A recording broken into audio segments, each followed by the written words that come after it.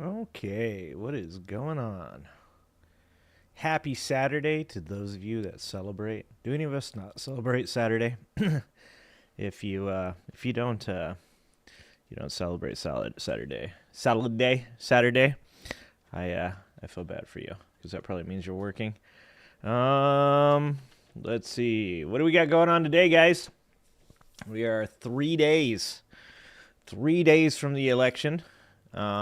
It's looking pretty good for Harris at this point. The blue wall looks pretty damn strong, with lots of women Democrats are now voting in Pennsylvania. So that is huge, huge. The lady's gonna save us, please, ladies, save America. After you guys save America, I think we just turn the keys over to the women. We've had our run, boys. We had our run. We did some good things. We did a lot of bad things. It's time to just turn over the keys to the kingdom.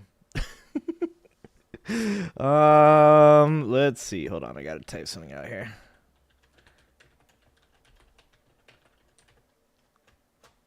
Okay. If you guys donate to me $50, I'll stop sucking at streaming. That's my goal today. My goal today is that if you guys give me enough money, I will stop sucking at streaming. But not until then. What's happening, Tia? Speaking of the ladies, Tia, the country is yours now. Do with it what you will, my friend. Just do something better than we've done with it so far. What do we got today? We got a PF Jung League of Politics champion spotlight done for Donald Trump. I don't know if you guys ever watch PF Jung. I'll subscribe to him on my second channel. But I like PF Jung. He's a centrist. He's a little annoying with some of his centrist views, but I also like him. I don't dislike people because they have different political views unless they're complete, absolute, ridiculous people like MAGA supporters. TOG, happy birthday. Can I guess what your birthday wish was? A Lego Star Wars set. I'm going to guess it's a Kamala Harris win.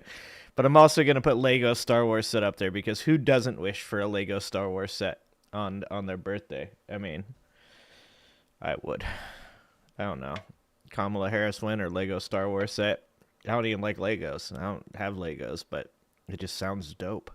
We got a PF Jung champion spotlight. Today we have a wired headphone. Look at that. I'm already starting to stop sucking at streaming. I'm already doing better, guys. We've got Christopher Titus actually put out a new video. Woke Mike always telling me yesterday there's a new video. There's never a new video. He's a liar. Woke Mike is a liar. Trump is Un-American by Christopher Titus. We've got a lot today. As I'm on vacation, guys. I am taking my vacation now, so we're going to cruise now. We've got a real relaxed attitude. Probably going to start yelling within, 45 minutes. But that's what happens when you're an angry ginger. You're only capable of staying, calm for, 5-minute periods. TOG, you're gonna get that. You can get that. Like I said, it's looking strong for Kamala right now. Lots of new women Democrat voters registering in Pennsylvania. Lots of new registering voters all across America right now.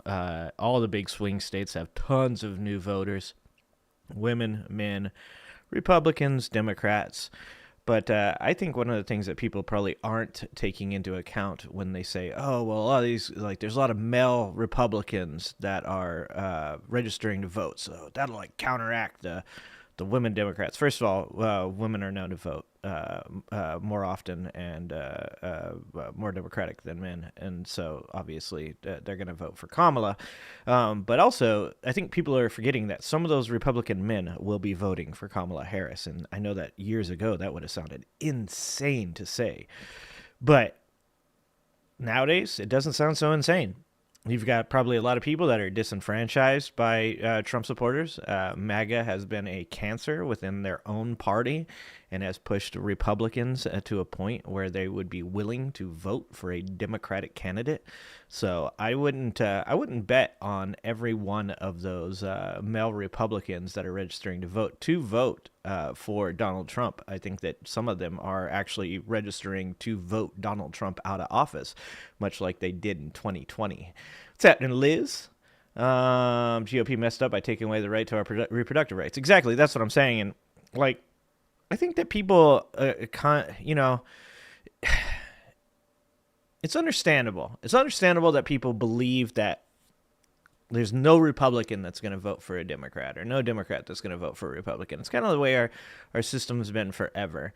And we've kind of been, semi-brainwashed into believing that, like, you can't ever vote outside of your party or whatever. But there's, going to be people or extreme situations where that's just not going to be true. I mean, the way that the parties are set up, for sure, it kind of puts guardrails or boundaries on people to where they're not going to vote outside their party. Like if you're a Democrat like myself, that for the most part is a single issue voter. I'm a single issue voter in the way that I think that like encroaching on women's rights to their own health and safety is just like not acceptable, right? Like when it comes to reproductive rights, when it comes to abortion issues, like I'm always going to vote in the best interest of the mother or the woman, because in my opinion, you need to always take the best opinion of a woman and her doctor's choices. And so I don't see any way that, a man,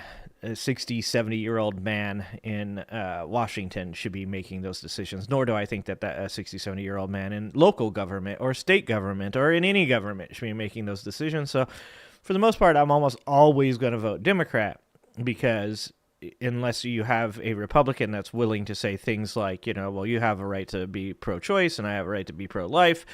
So, like, as long as we can have the discussion, that's all I'm asking for. That's fine. Like, if you guys watch, like, I made that video on J.D. Vance's podcast with Joe Rogan.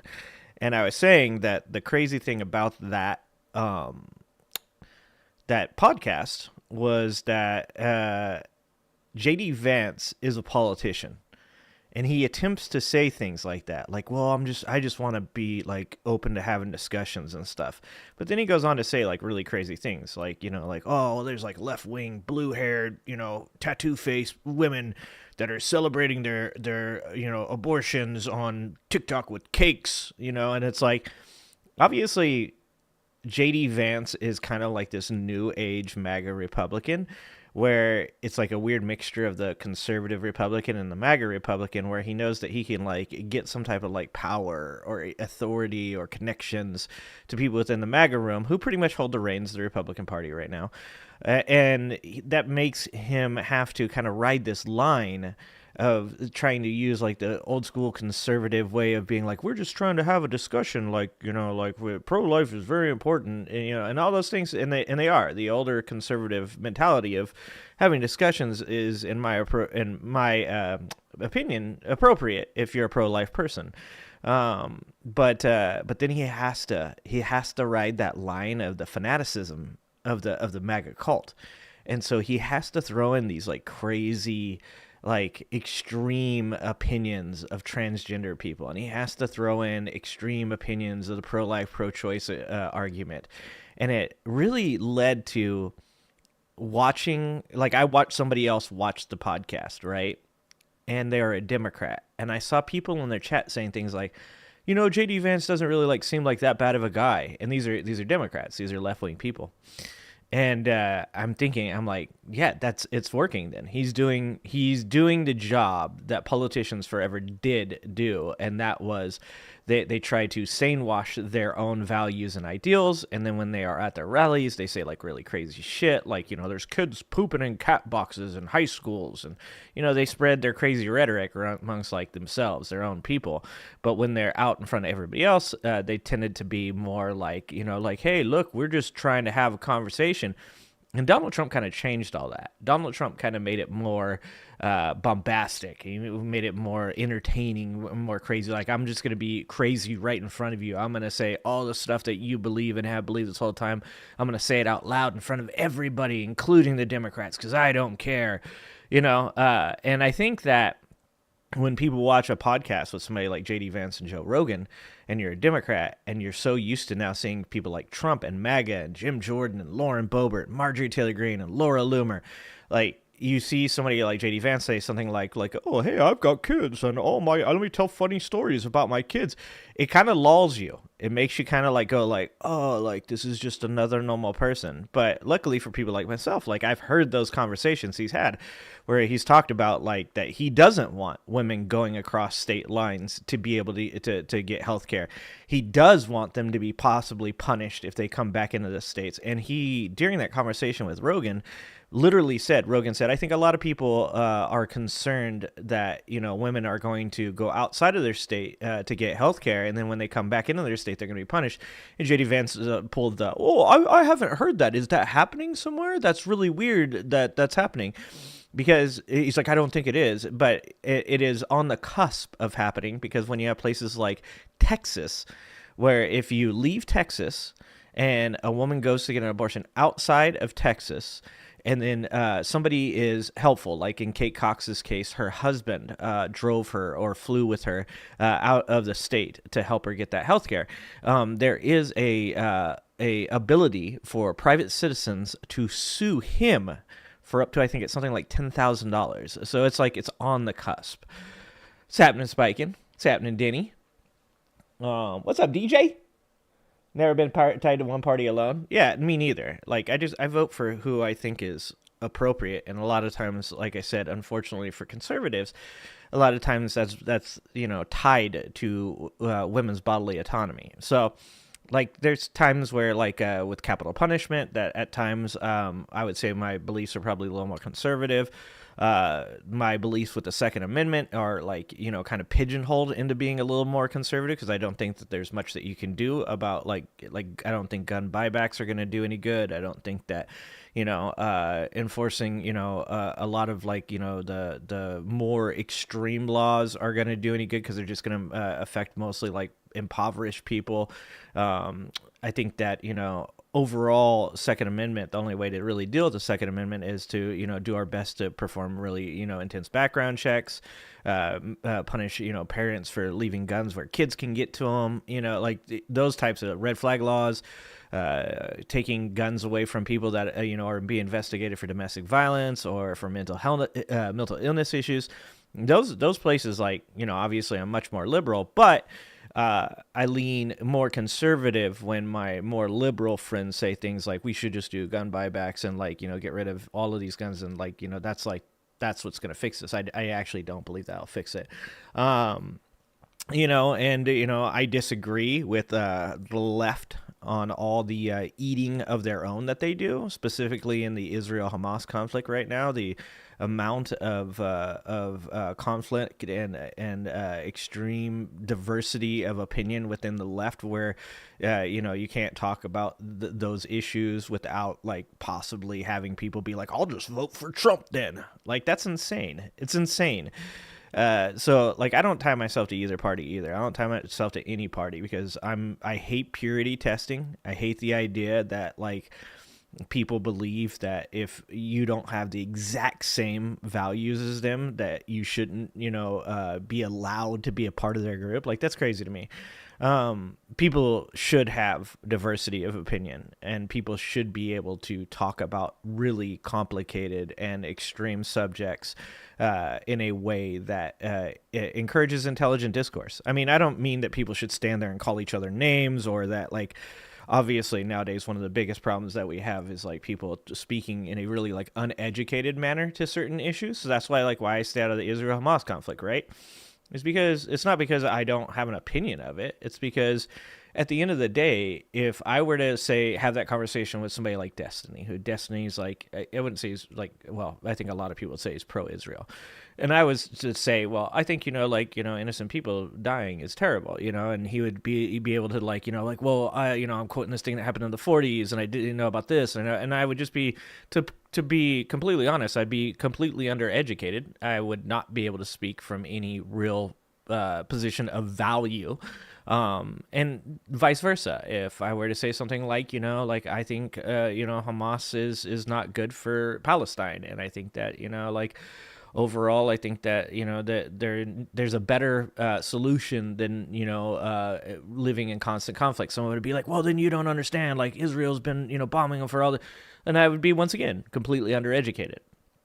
So for a person that is undereducated on a subject to have a discussion with another person that ends up having value, it has to avoid these extreme positions where you're like, if you don't agree with me that what's going on over there is genocide, then you have to fucking go away. You're a terrible person. It's like, well, maybe the person is just undereducated. Maybe you are. And the other side of it, if you don't believe that Israel has a right to defend themselves, then you just need to go away. It's like, once again, like that's something I really disagree with on the left. And you saw it a lot less on the right, but now you see it a lot more on the right as well with the MAGA cults. The right, for the most part, as closed-minded as they are to people's personal lives and religious leanings and stuff like that, for a long time they would accept any token individual into their party, regardless of their beliefs, as long as they said the right things when they're outside. Now MAGA has kind of changed that. MAGA has kind of turned it into, you either worship Donald Trump or you get the fuck out as well. Undereducated, are we talking about Boebert? Yeah. I think always.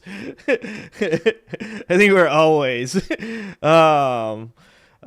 gonna refer to Lauren Boebert as undereducated. What's happening, Reverend? Yeah, like what TOG just said. She talked about voting to legalize, and she doesn't partake. It's like sometimes I really want to get to a point where Donald Trump isn't a part of politics anymore. Because I really feel like, for a while there, I disagreed pretty heavily with the left on certain portions of the cancel culture ideology. Not, I don't believe in cancel culture the way that the right believes in it. I believe that boycotting has always existed. Like, when somebody doesn't want to buy something, they have the right to say that they're not going to buy something. They have the right to say they don't support people.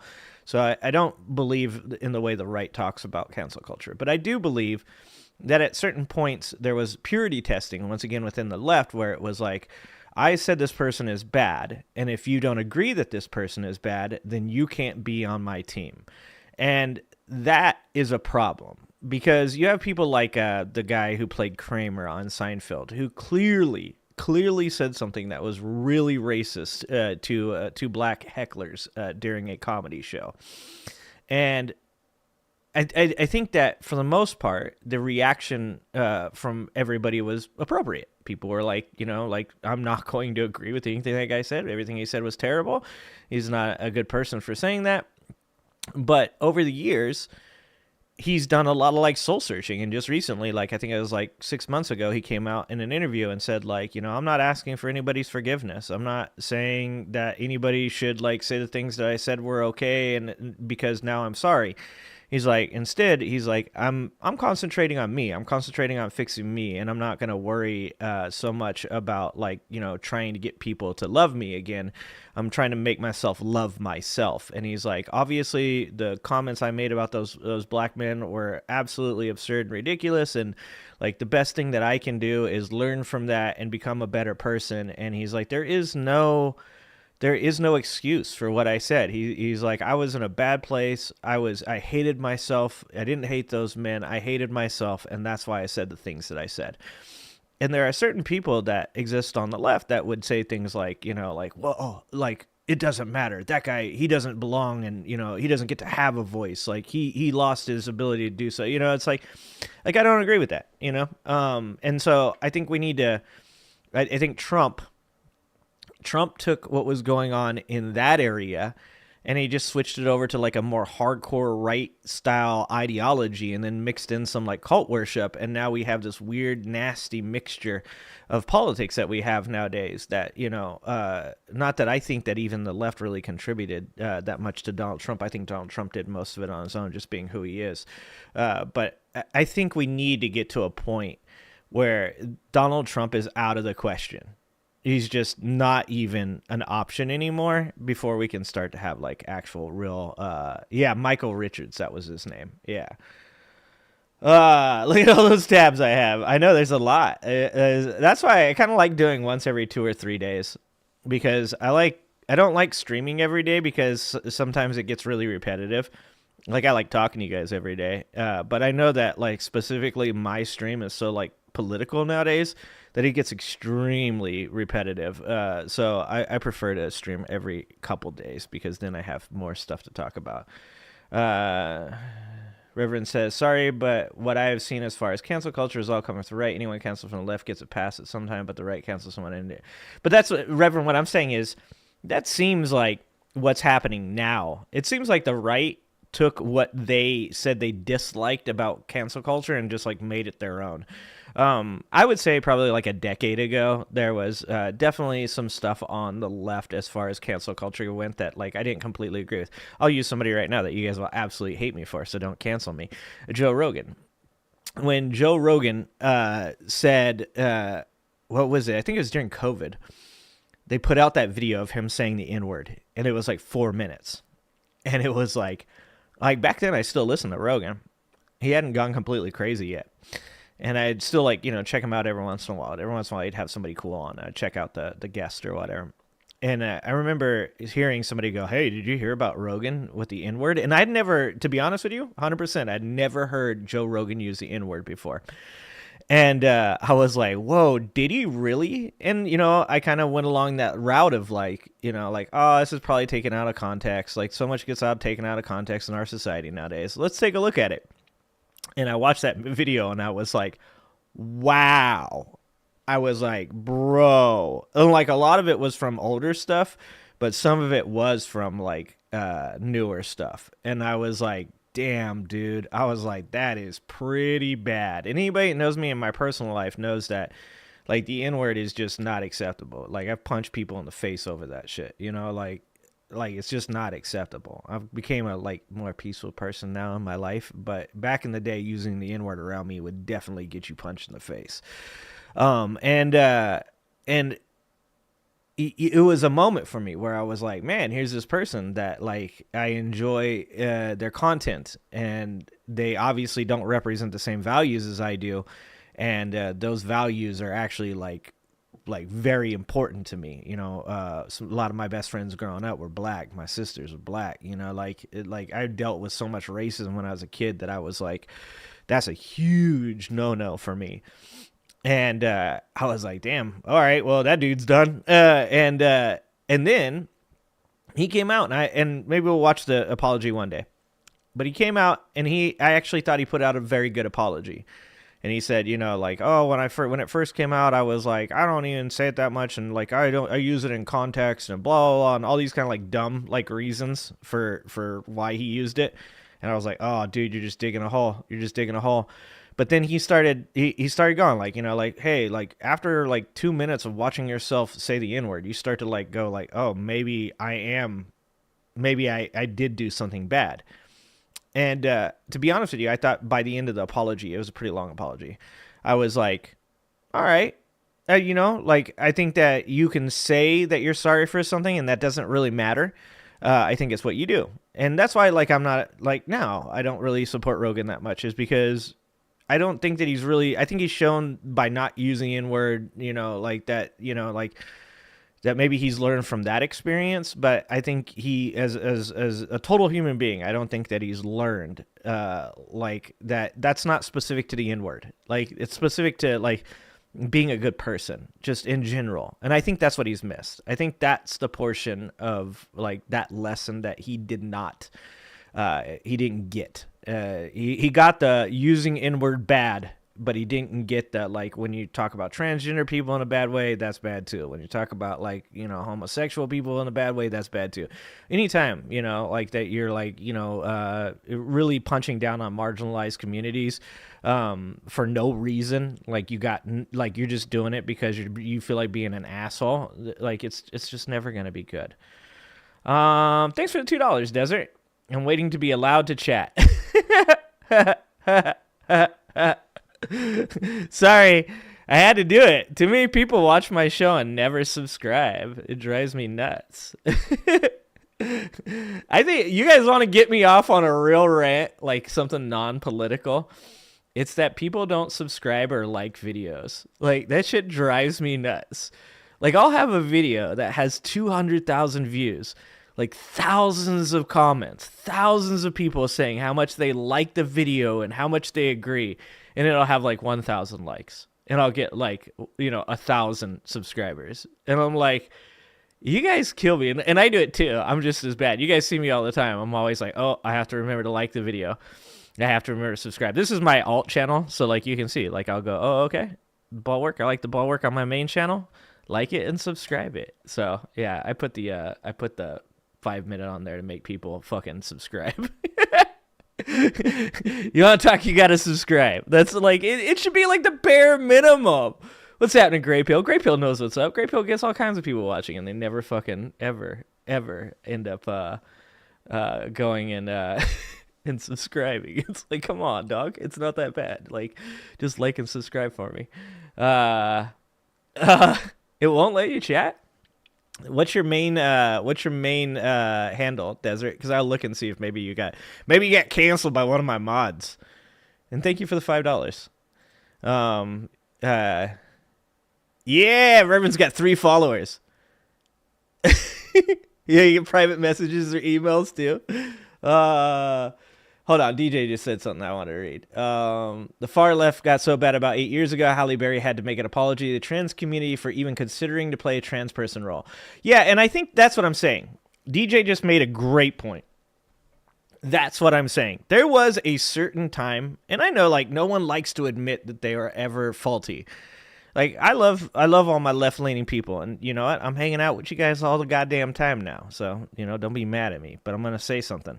And that is, there was a time, like 10 years ago, where, like, if somebody was, like, gained weight to play a fat person in a movie, people were like, why are we not just letting fat people play fat people? It's like, dude, calm the fuck down. Like, I say this all the time on this channel, and I'll continue to say it for all of eternity, because I'm not here for the big bucks. I have a career of my own. I do my own thing.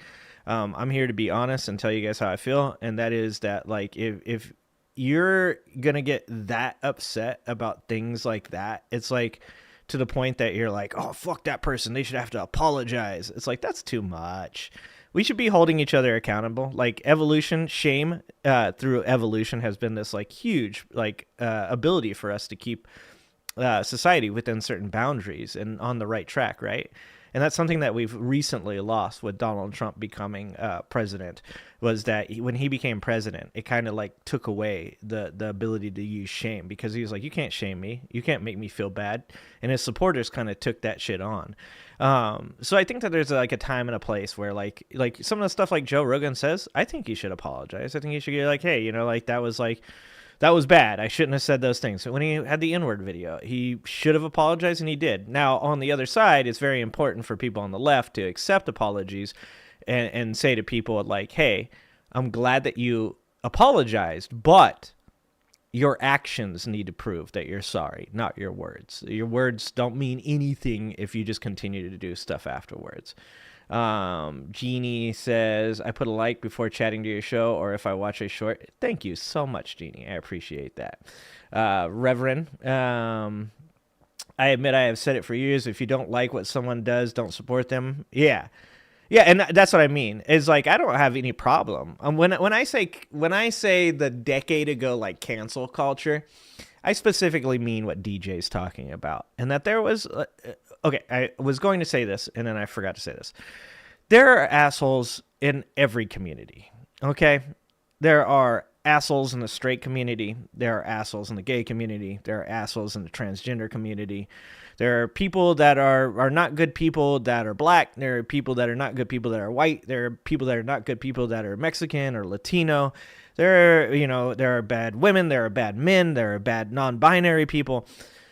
And for just like half a second, it feels like it wasn't that long, and it felt like it was completely overblown as far as like people kind of getting mad at people for doing it. But it felt for like a half a second, there were people going, oh, Halle Berry wants to play a trans person.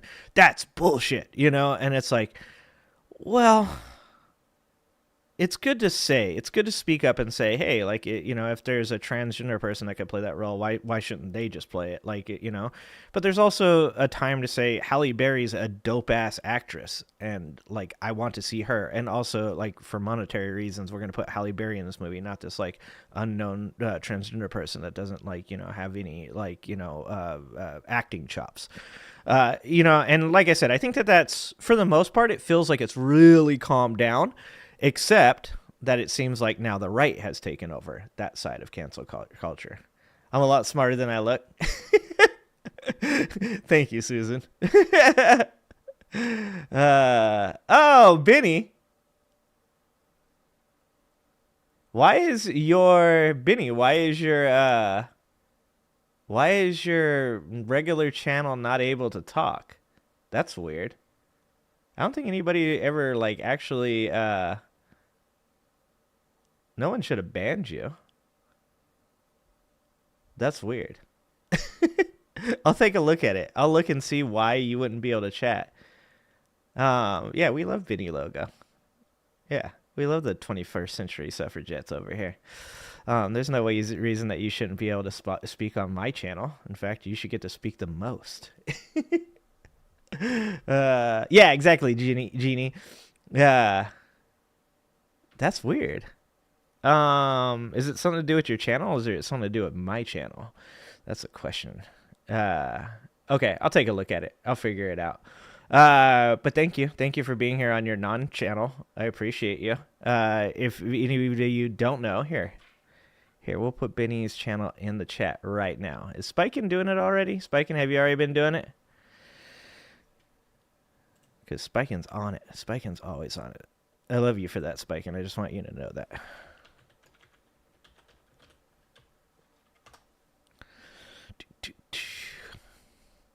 This is Benny Loco. Okay, and Benny Loco is always over there with Diane on the 21st Century Suffragettes, and we love that channel. Welcome to this League of Politics Champion Spotlight, featuring Donald Trump. It's about time we start watching videos, right, They're guys? eating the dogs. They're eating the cats. They're eating the pets. I know, like, most of you guys probably don't play League of Legends, but I love this shit because I play League. What once was a meme champion written off by almost every competitive player, Donald Trump has become the single most dominant force in the League of Politics. Despite being hated by half the player base, the God Emperor seems to be constantly getting new buffs. Most notably, a recent reduction in his hitbox. Dude, if you guys have not, like, ever seen his, like, hated by half the player his base, orange the evolution, God Emperor seems to be constantly getting new buffs. Look at that. That is so weird. Like, that is not, like, I know that, like, when you look at, what's her name, Kimberly Guilfoyle, dude, why do they change so much? It is so strange. They're like Pokemon. They're like really shitty Pokemon. Buffs. Most notably, a recent reduction in his hitbox size, making him harder to damage with skill shots. The God Emperor is a powerful battle mage, with a kit designed to deal tons of damage and inspire nearby allies with patriot. It's the self-hate. Is that what does it? The self-hate, like just like they devolve. I want to make a really un-PC joke right now, but I talked about cancel culture and now I'm afraid. Let's just say they are mentally slow Pokemon. they are Pokemon that are at a disadvantage cognitively. Look at that, I'm pretty good at this now. Dumb hillbillies. There you go, Mark. You can say it. What's up, Grumpy? Patriotic fervor. Let's make League of Politics great again and see what the God Emperor can do. I love you guys. See, this is why I'm calling my community Donald Trump's down to passive people that can is only Mega listen Mind. and talk like I Whenever the God Emperor enters combat, he automatically summons an elite red-blooded patriot to aid him in battle. Two men getting married is blank. Disgusting. Dude, this is where I started. Like, I wish that I could watch the Jordan Klepper videos on stream. It's really funny because I can make reaction videos to the Jordan Klepper videos, and then I get a dispute from Comedy Central and Paramount. Like, I've literally talked to Paramount's lawyers before. And then I get to use the videos, right? But I can't watch them on stream because it'll literally, like, it'll kick me off stream. I wish we could watch some of those old Jordan Klepper clips. Like, today's, like, MAGA crowd... Look, I love Adam Mockler. I love Luke Beasley. I love all these guys, the Good Liars. They all do a really good job. But I'm sorry, Jordan Klepper is the fucking GOAT. And I don't mean that because he was the original dude. It's because he's the best. Jordan Klepper, there is nobody, no matter who they are, and I love all those guys, who they are, that comes close to touching Jordan Klepper when it comes to Trump supporter interviews. He is the Michael Jordan of Trump supporter interviewers, 100%. And like this dude, this whole video with this dude in it is fucking amazing. It's just, it really is the best. Actually, the answer is legal. Hey, what about him is so great? You caught me there. What? You caught me there, but at the end of the day, I'd rather vote for him than a woman. You know what I mean? I would rather vote for him than a woman. You know what I mean? Like, dude, that's Dunning-Kruger right there. The amount of confidence these people can say with absolutely no good answer. Like, they have the worst fucking answer, and they're like, yeah, I'm really, really confident in this. I feel very strongly about this. Like, because it's a woman, like, that dude can't, like, you wouldn't exist without a woman. The fuck you mean? Because she's a woman. Like, you would not even exist, bro. Do you know how much life would suck without women? It'd be fucking horrific. We'd have no nice things, just so you guys know. Give me a close-up here. Yeah. They're eating the dogs. They're eating the cats. I know for a fact the cats and dogs are eaten. Yeah. Roosters are eaten, and they're used for sacrifice. These loyal Dude, people are insane. patriots not only pack a punch of their own, but they can provide the God Emperor with additional gold when they purchase any of the NFL. Why do I suppose that MSM or any other app platform are not reporting on the essay on children, boys, and girls all under 12? You're talking about like all the, what is it, fucking amazing amount of hours of fucking Trump and Epstein tapes.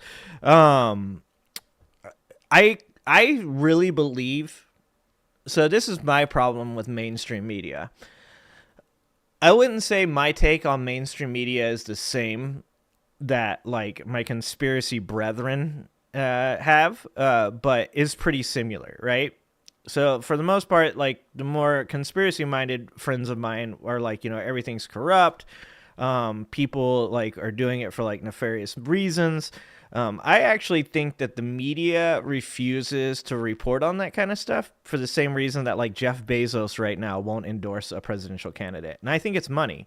Because I think that the majority of the problems in our society can almost all be traced back to capitalism and money. And, you know, as far as my opinion of capitalism, I do believe like capitalism is like the strongest economic driver as far as governments go. But I think that it leaves behind a huge part of humans that's really important. That is literally your humanity. And doing things for the right reason. So like what Benny's saying there is like something that like if media and journalists were really like concerned about doing good things for people rather than lining their pockets, then they would be reporting on that stuff. They would be reporting on all the Trump stuff. Like it's insane for me to hear like people on the Trump side of things talking about how much like negative news Donald Trump gets. And then I watch MSM or I watch CNN and it's like, it's not Trump centric. It's like there's a lot of like talking around it. There's a lot of talking like beating around the bush, but there's never like straight up like he's a traitor to America. Like I said before on one of my videos is that like the CNN, MSNBC, all these like left-wing media companies should be like ending every single one of their news reports with, and once again, we want to remind you that Donald Trump tried to commit treason and it was only stopped by fucking Mike Pence and Mark Meadows and William Barr. That's insane. Just the fact that those people were the ones that stopped him. But they choose not to, and I don't know that it's corruption, to be honest with you. At least that's not my opinion. And of course, I could be wrong. But my opinion is that people in media, I think it was in the 80s when, was it Reagan who fucked over that law that used to have like some sort of media accountability, really got into capitalism. And instead of reporting for people, instead of reporting to like help people, now they only report to line their own pockets. It's all owned by pretty much one person. They create drama and extreme like political polarization between the two parties, so that way people fight because it's all worth money. That's why I actually think that they don't report on all that stuff. I actually don't think that it's even the fairness doctrine. It's not bad news, just facts. Yeah. I feel like we have to come to a point where we all have to agree, for as much as we like money, we all like having amenities. We all like, having some status. We all like having an ability to live like a normal life. But money really is bad, and capitalism may be great to keep us competitive on the global scale with other countries and stuff like that. But as far as like humanity goes, it's really bad. And that's why you have America as like one of the most unhappy countries in the world, but also one of the most economically successful countries in the world. And it's also why we're so easily manipulated. It's like when you keep people working really fucking hard all the time, with little of any value to be able to show for it, while they're being manipulated by people that are capable of amassing large amounts of wealth, then you end up with a very easy to manipulate society. And that's actually why I think you see what Elon is doing is, in my opinion, attempting to create a proletariat by, crashing the economy, because I think that by removing immigrants who are the workforce, the lifeblood of the American economy, by removing immigrants, taking away social safety nets, crashing the economy, what you're creating is a proletariat that works for the uber wealthy. People like Peter Thiel, people like Donald Trump, people like Elon Musk and RFK Jr. will all be unaffected by the economy crashing. And what they can do is incentivize the poorest people amongst us to work 50, 60 hours a week, but not in their own interest. Only in the interest of Elon Musk and in Donald Trump, because at that point you really do end up with a 1984 style proletariat that works all the time, so that way they can get Elon Musk to Mars. I mean, if you look at what he's selling nowadays, one of his most recent tweet rants was about the fact that if you elect Kamala Harris, we'll never go to Mars. Like, he's just like Trump now. Elon is just like Trump. He just says the things he means. He says the quiet parts out loud, and people love him for it. They fucking love him for it.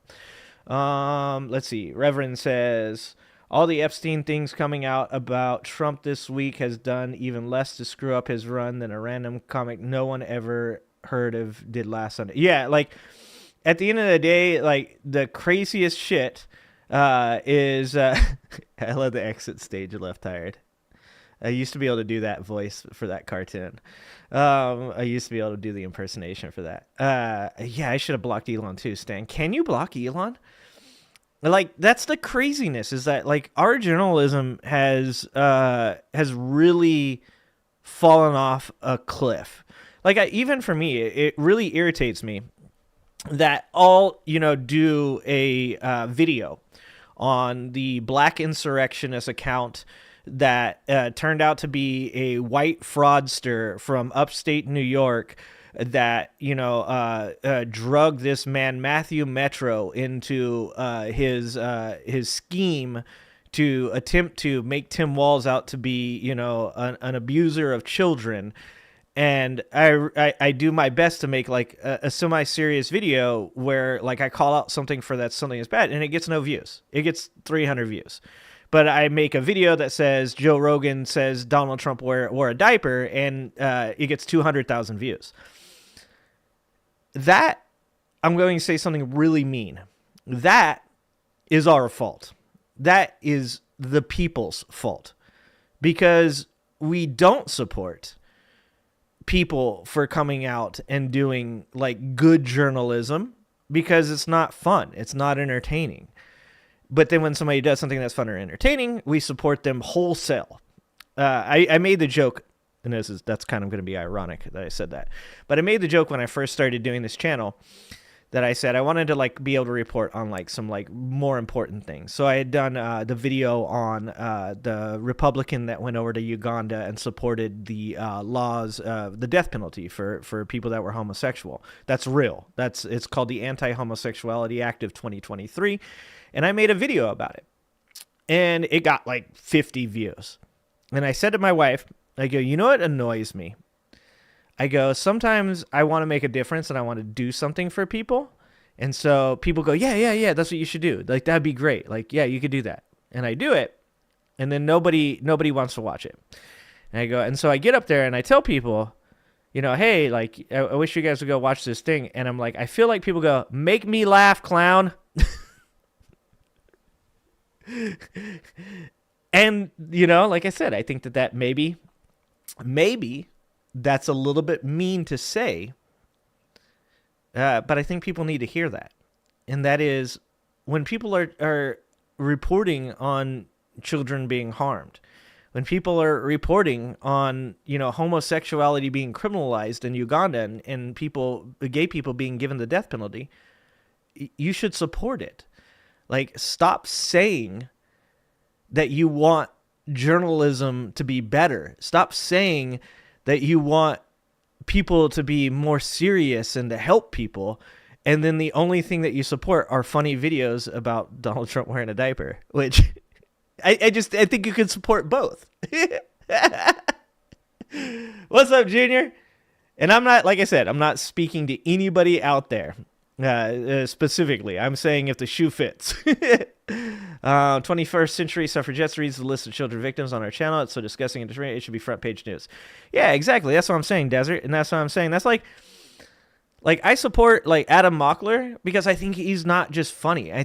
He's not just being funny. He's trying to like really do something. He's a young man that's trying to make a difference. I support Luke Beasley and David Pakman. When David Pakman came out and said, you know, he lost all the subscribers, he lost all those channel memberships because he told people that there's a chance that Donald Trump could win. Like, that's what I'm saying. Just because your political values align with mine doesn't mean that you get a pass when it comes to, you know, whether or not like the people that you support are just clowns or if they're actually trying to get things done. And when David Pakman comes out and tells you, you better get the fuck off your ass, stop complaining all the goddamn time, and go fucking vote, because if you don't, Donald Trump's going to win and it's going to be your fault. And your reaction is to unsubscribe from him or to, you know, drop your membership. Well, I'm sorry that you got your feelings fucking hurt, but that is fucking reality.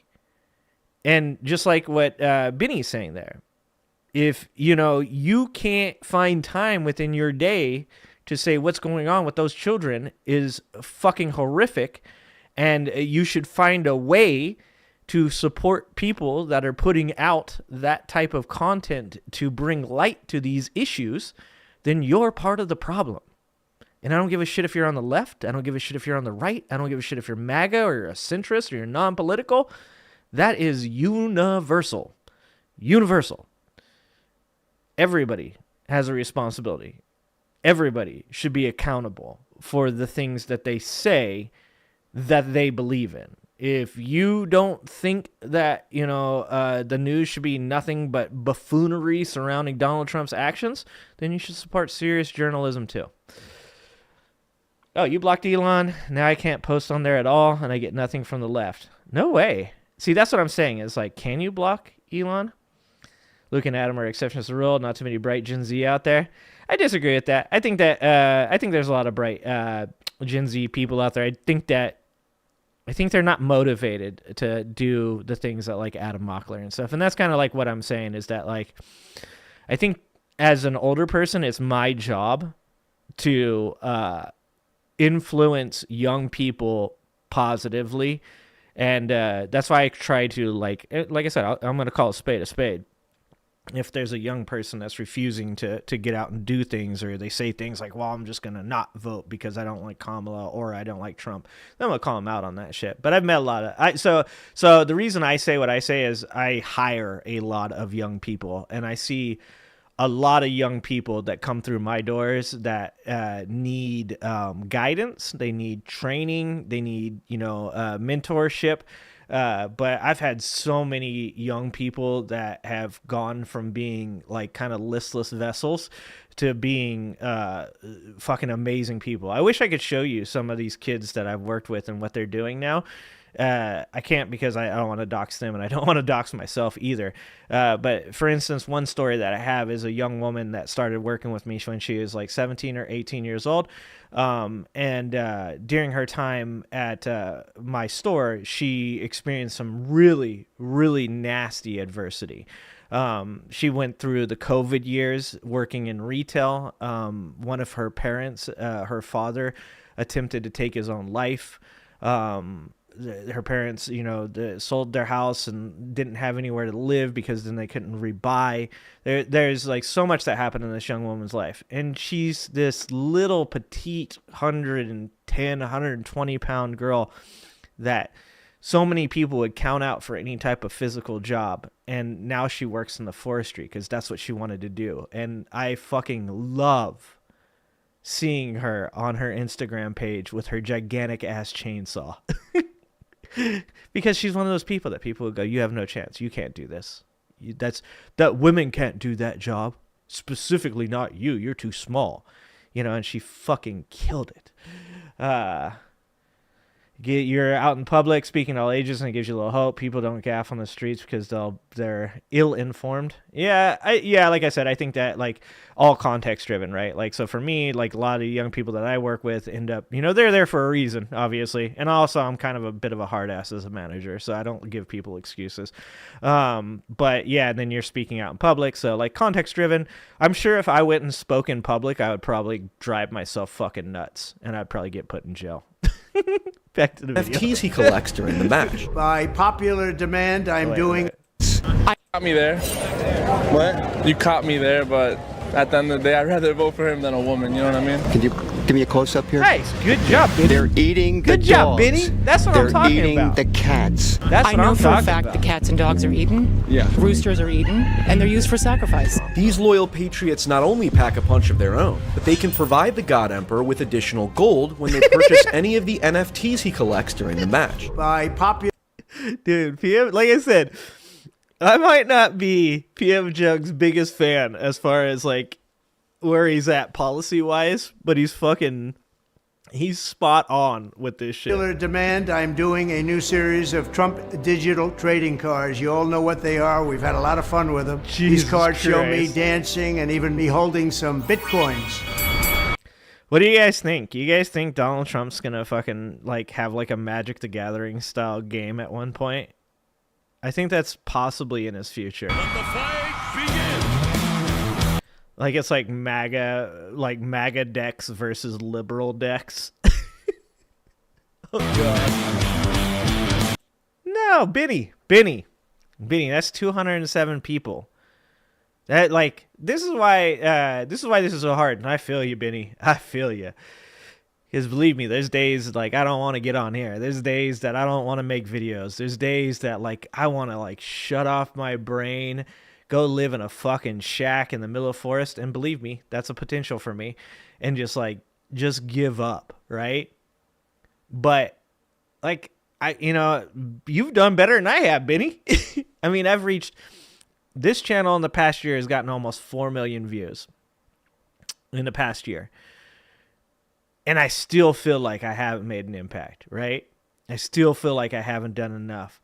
I still feel like I don't belong. I still feel like getting on stream isn't making a difference. But I think that's actually important. I think that's something that we all have in common. And it's because by ourselves, we don't do anything. To be honest with you, we don't. We don't have the impact that we want to have by ourselves. But because of people like you, I keep going. Because some people hear me speak they keep going. And what we do is we accomplish what we're trying to accomplish together, not by ourselves, not as individuals. And that's like really important to our message, because our message is that being selfless is better than being selfish. And that if we really want to get something accomplished in America, it's not about deporting immigrants. It's not about demeaning immigrants. It's not about demeaning homeless people or transgender people. Like, it's about the community. America is the beautiful, wonderful country that it is because it's flawed, but the people want to get better. And that's why MAGA has been such a splash of cold water in the face, right? Was that for so long we thought we're doing pretty good, but we've made mistakes and we have to do better.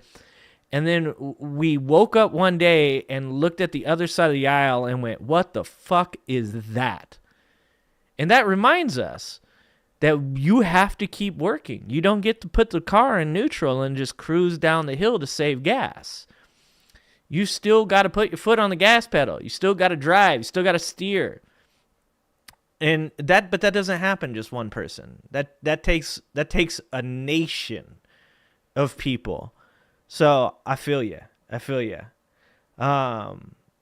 wish there were more people doing it, but I think that goes back to what I was just saying, and that is incentivization through monetary means is unfortunately the basis that most of these channels are ran off of.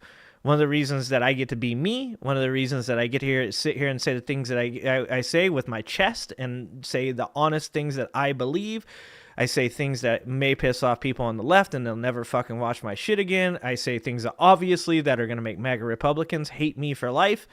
But the reason I can do that is because I don't need money from YouTube. I enjoy the little bit that I do make from it. That's nice. It helps to give me more time doing this. But at the end of the day, I have a career. And I think that, unfortunately, whether you're on the left or the right, you're being incentivized monetarily to do the things. And some of it's appropriately so. People need to be able to eat. And people need to be able to, afford their rent and pay their electric bill. But because of that, unfortunately, not everybody, even on the left, is doing things for the right reasons. Yeah, what is that again? Hold on, what do you guys call it, Vinny? It's the bottom of YouTube, but what do you guys call it? The taint or something like that? The taint of YouTube? Donald Trump's cue is fake news fury. I just told him I've got to come over and see the fake news. Let's go. What do you have, John? Donald Trump unleashes a hail of attacks on the closest group of nearby enemy reporters. What do you say to Americans who are watching you right now who are scared? I say that you're a terrible reporter. That's what I say. He's so what bad. Stupid question that is. What a stupid question. Like, so many years ago, we would just look at any politician that spoke like this, and they would never get the time of day. This is what I'm saying. This is cold water in the face. When you see this guy as your president, you're like, man, we fucked up. But I watch you a lot, and you ask a lot of stupid questions. I'll tell you what, CNN should be ashamed of itself having you working for them. You are a rude, terrible person. You shouldn't be working for CNN. Go ahead. In Jim's defense, I've traveled with him and watched him. He's a diligent reporter who busts. Well, I'm not a big fan of yours either, so to be honest. It's like, how do you not see? It's so in your face. I mean, there's no way it's not a cult, right? Because if you saw any human being other than Donald Trump act like this, you'd point that shit out and be like, this motherfucker is crazy. Crazy. Denny says, as I scroll, I see way more channels for the right. Just chance I found yours. Yeah, well, that's what I'm saying. That's kind of one of the reasons that I do my channel the way I do my channel, is because I do think because of, once again, the monetary incentivization of channels, of journalism, people are afraid to say, hey, go watch this other channel. There's literally this, thought process in YouTube content creators minds where it's like, if I bolster any other channel, then people might stop watching mine and still go and instead go watch theirs. Look, guys, I don't care. If you love the suffragettes, I love you. If you love Adam Mockler, I love you. If you love Luke Beasley or Titus, I love you.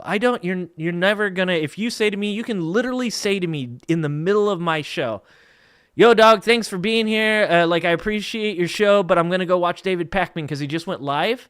And I'm gonna be like, cool, dude. Good for you. Go support David Pakman. I fucking love you for that. Like, it's something that's really missing. It's missing. It doesn't matter what your political affiliation. People on the left do it. People on the right do it. But I'll tell you this, is we should be supporting each other. We should be shouting each other out. We should be telling people, like, these are good channels that you should be watching. And if Adam Mockler goes live right now and you want to go check out him instead of me, fucking good on you, dog. Like, just be supporting good people. Because at the end of the day, the right now is so fucking, like, not mentally strong, but not mentally solid. I keep thinking of things to say, and none of them are correct because they have the wrong connotation. They are so cult-like. The right is so cult-like right now that right-wing channels get huge amounts of support because, like, these people, he just talked about it. These people will literally send them money. They'll fucking, like, they'll do anything to support because they want their ideology to be the main ideology. Right now, left-wing ideology is the mainstream ideology still. And right-wing people, whether they realize it or not, are affected by that and are choosing to wholeheartedly support the most racist, fucked up shit you possibly can. And that's, that's their strength. And that's why you see so many right-wing channels. Like I said before, if I wanted to be in this for money and not because I want to, like, help others, I would join a right-wing grift. I could literally, like, I'm a bald white dude with a beard. More people think that I'm a MAGA supporter than anybody has ever thought that I was a liberal. Believe me, I could fucking walk right up in there. I'm an old white bald man. But that's not what I'm about. What up, Pro? What up, AJ? Yeah, I know you guys do. I know you guys do, Desert. I know you guys do. It's a domestic terrorist call. I agree. I agree. What up, Golf? While this ability can be used as a blunt force damage dealer, Donald Trump can also use fake news fury as a passive-aggressive sneak attack. She's shocked that I picked her. Here. No. She's like in a state of shock. I'm not thinking, Mr. That's President. okay. I know you're not thinking. You never do. I'm sorry? No, go ahead. Shut down. Donald Trump's Jesus W is Christ. Demagogue's revenge. The God Emperor temporarily gains a burst of populist energy, granting him immunity to crowd control and basic principles like the freedom of speech. You burn an American flag, you go to jail for 1 year. Gotta do it. Tyranny We gotta do it. They activated. say it's not constitutional. They say, sir, that's unconstitutional. We'll make it constitutional. We're gonna make it constitutional. My lord, is that legal? I will make it legal. Even though Donald Trump is a master of right-wing populism, he still has the ability to tap into his ancient liberal past. For most of his life, his policies have been very, very liberal. Hi, Chuck. He used to love me when I was a Democrat, you know. Fuck Wielding you. the power of left-wing magic, Donald Trump can use Demagogue's revenge to quickly turn his back on his highly conservative base in order to appeal to the moderate center. I am a Donald Trump cultist. I am a soldier for Donald Trump. And we really are the party for IVF. We want fertilization, and it's all the way. I don't know about that. What I want to do and what I will do is you graduate What from up, Alan? college. I think you should get automatically, as part of your diploma, a green card. I don't know about all that. So if Caitlyn Jenner were to walk into Trump Tower. If you guys don't know who P.F. Jung is, like I said, I will pre-warn you. He is a centrist. I believe he jokingly calls himself an enlightened centrist, but I have definitely watched enough of this dude's videos to be like, this motherfucker rides the fence. But he has some pretty good philosophical, political takes. So for sure, if you're into it, and also he does make some funny videos about fucking Trump supporters. And want to use the bathroom, you would be fine with her using any bathroom she chooses. That is correct. I'm totally black-pilled. I'm black-pilled. It's over. The country's over. Your life is over. God, we're all gonna die. It's over. Donald Trump's E is American Genius. When American Genius is activated, the God Emperor maxes out every single stat in the game, making him better than everyone at literally everything. There's nobody bigger or better at the military than I am. Nobody loves the Bible more than I do. Nobody builds walls better than me. Nobody's better to people with disabilities than me. Written by a nice reporter. Now the poor guy, you got to see this guy. Oh, I don't know what I said. Did you guys see my video about him protecting women? Oh my God. Dude, the man said, I don't care if women want it or not. I'm going to protect them.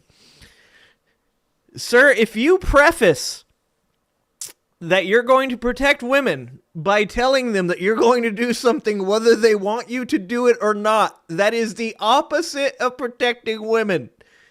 He's like, I protect the most women. I protect all the women, the best women, the most women. I'm going to protect them. Like, no, dude. Like, fucking, you've done nothing but, like, the opposite. Said, I don't remember. There is nobody that respects women more than I do. I did try and, she was married. She wanted to get some furniture. I said, I'll show you where they have some nice furniture. When you're a star, Rational Boomer. You can do anything. Whatever you want. Nice, I'll check it out. Hello, how are you? Hi. When low on health, American Genius begins to malfunction, and the God Emperor starts to sound even more ridiculous than normal. This is an island surrounded by Water. water. Big water. Big water. Ocean water. And I love all people, rich or poor. But in those particular positions, I just don't want a poor person. Does that make sense? Damn! Does that make sense? I don't think I've heard that one. I was just thinking about it the other day. One of Donald Trump's things is that, like, he says so much crazy shit that it's hard to remember all of it. Like, I was thinking the other day, I was like, I need to put a compilation video going back, like 10 years. But you know how much work that would be? I'd probably have to quit my job. I would have to, like, take, like, a sabbatical from my job because it would take so long to, like, put together all the crazy shit that Donald Trump has said. Do you want a white president or a black president? I'm going to protect the women whether or not they like it or not. I mean, these are just like most of the stuff I'm going to say is just like recent stuff. Like I could probably make like an hour-long video just as the stuff that he said in the last like 2 years. Like if I went all the way back to 2015, like when he's deciding to run for president, the amount of crazy shit that I could put together is fucking phenomenal. Like, imagine if somebody said that about you. Like, I have, like 400 videos, I think, now. And I've said some crazy shit. And you can make a nice video. I've thought about that before. I see these fucking hit pieces people put out, and they're like, you know, oh, like, the amount of shit you could take out of context that I say and make videos out of it would be fucking amazing. And to be honest with you, I would laugh at it. But here's the thing. You can't put together, like, a fucking documentary on the shit that I said. Donald Trump, you could do like a fucking 6-part like HBO special just on the crazy things he said. And there are people out there that are like, that's the dude I want to be president. This is just like insane to me. This is why the poll question is what it is. I want to feel like it's raining on me. Okay. What? Trump's ultimate is the God Hammer. What was that? It would be a mini-series. I think it'd be bigger than a mini-series. You're like, oh, dude, may the best woman win. She's gonna win, Denise. She's gonna win. Like I said, the blue wall's looking strong.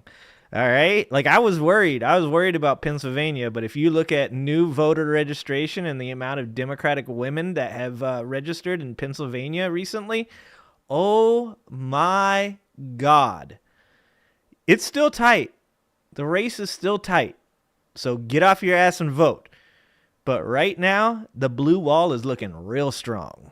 The God Emperor's unmatched ability to appeal to the lizard brains of mere mortals allows him to violently destroy debate opponents using the power of high school bullying techniques. First of all, Rand Paul shouldn't even be on this stage. He's number 11. He's got 1% in the polls, and how he got up here, there's far too many we ain't people. scared of shit. Anyway, I kind of have to doesn't laugh matter when what I happens. think of, sounds like a... Let me tell you that, Benny. Like, that's the one thing I want everybody that subscribes to me to know. No matter what happens, I'm here. I ain't scared of shit. Like, at the end of the day, the way I grew up, the things I've dealt with in my life, the adversity that I've overcome, like nothing Donald Trump can match the shit that I dealt with in my childhood. So, like, we ain't gonna be terrified, Benny. Because we're together. Like, we are solid together. Like, that's what I'm saying. Everybody needs to realize, like everything that America stands for is solidarity. It's strength through your community. It's looking to the people that have the values that you have and saying, you don't give up, I don't give up. I don't give up, you don't give up. That's the way it works. Because when we become selfish, when we become solitary, when we become these idealists that believe that individual freedom is the only thing, that you can't take care of anybody else, you can't look out for anybody else because that's communism. That's when you stop being American. You stop being American when you stop realizing that the great American experience, the great American experiment is bringing together a bunch of people that could be terrified and instead creating solidarity through community, through mutual goals, and saying, I got your back. Like, that's what we do. That's what we do. A non sequitur. His Good job, visceral Calvin. response to attack people on their appearance, short, tall, fat, ugly. My goodness, that happened in junior Ouch. high. Are we not way above that? Mr. Trump. But he's got a good never person like you, attacked Benny. him on his He's got a look, good and person like believe you me, standing there's by him. plenty of subject matter right there. That I can tell you. But Jake, I want to give Mr. Trump Property from an elderly woman. Let me talk. Quiet. How A tough lot is of it? times. Dude, and that's like this right here, like it is his ultimate. This is like literally why his base likes him. Because they've never been able to be this person. Their whole life, they've been the person that gets picked on, and they finally get to see somebody that's on their side be the bully. That's why they love this dude. You get along with nobody. You don't have one Republican. You don't have one Republican senator, and you work with. Look at Ted Cruz. Jesus Christ. If somebody ever spoke to me this way, Jesus Christ, man.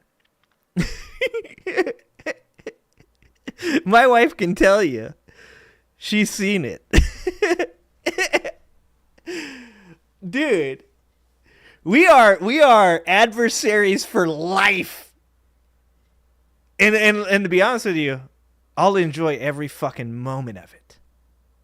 Because of how confrontational I am. If someone ever spoke to me the way that Donald Trump speaks to people, dude, that would become my fucking life's, like, goal. Would be, all right, cool, awesome, good. Yeah, keep talking, motherfucker. Like, this shit, we on. Let's do this. Them every day of your life, although you skipped a lot of time. These are minor details. Donald, relax. Go ahead. I'm relaxed. Wow. You're the basket case. Wow. Go ahead. Don't get nervous. Damn. After psychologically abusing his opponents, Donald Trump can immediately turn around and make them feel good about themselves in order to secure their future loyalty. You said you were open to naming Senator Cruz as your running mate. I did. So why would you be willing to put somebody who's a maniac one heartbeat But I've away gotten from to the know him over presidency? the last 3 or 4 days. He has a wonderful temperament. He's just fine. Don't worry about it. Dude, look at this face. Look at Ted Cruz's face. That's such a you're a good boy, Pat. Dude. And Ted Cruz, what do they call him? They say he's all hat and no cattle. Like that he's just a fake ass Texan. He's not even a real Texan. How could Texans elect Ted Cruz? I thought you guys are badasses. My mom's from Texas. My mom was born in Texas. I thought you guys were a bunch of badasses. I thought you guys were so hardcore in Texas, man. This is who your dude is? This is who you chose? You took Ted the Cuck Cruz and you were like, we're going to make him our representative? God damn, man. Texas, what the fuck, Texas? Oh, God. It sucks here. I just smoke weed to survive.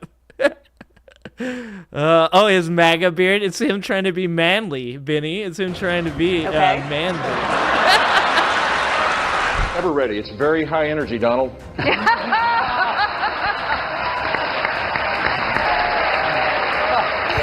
Damn, son. Humble.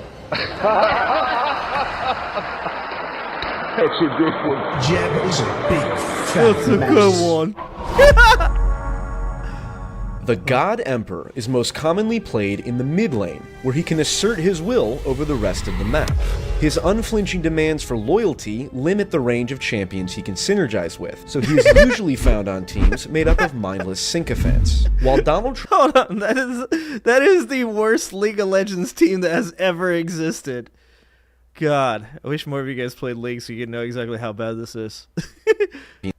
he can synergize with, so he is usually found on teams made up of Dude, Mike Lindell, Cat Turd, Dinesh D'Souza, and Don Jr.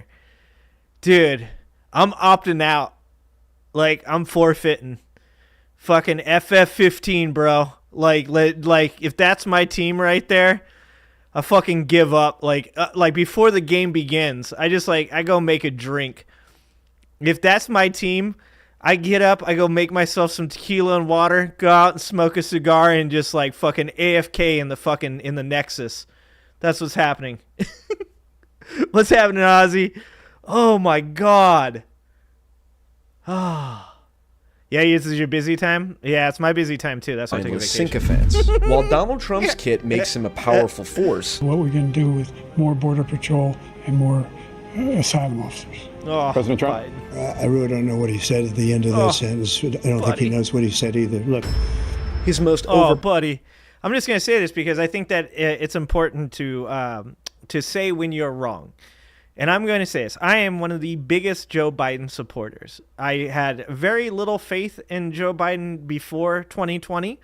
In 2020, I gained a little bit of faith when he debated Donald Trump the first time and admitted that the 94 crime bill was a bad idea. And since then, Joe Biden has exceeded my expectations, like otherworldly, so far above the bar. Like I can't even like comprehend that Joe Biden has done as well as he has done as a president of the United States. In my opinion, Joe Biden is top 15 presidents of all time. But going into this year, I fully supported Joe Biden running for president. And when Joe Biden dropped out, I said that like I wanted Joe to stay in, but that I supported Kamala because I like Kamala as well. But that I wanted Joe to continue, and I thought that Joe could win. And I now feel it's important to say that after watching Kamala Harris campaign as hard as she has campaigned, put in as much work as she has put in, like been like everywhere, like all at once, right?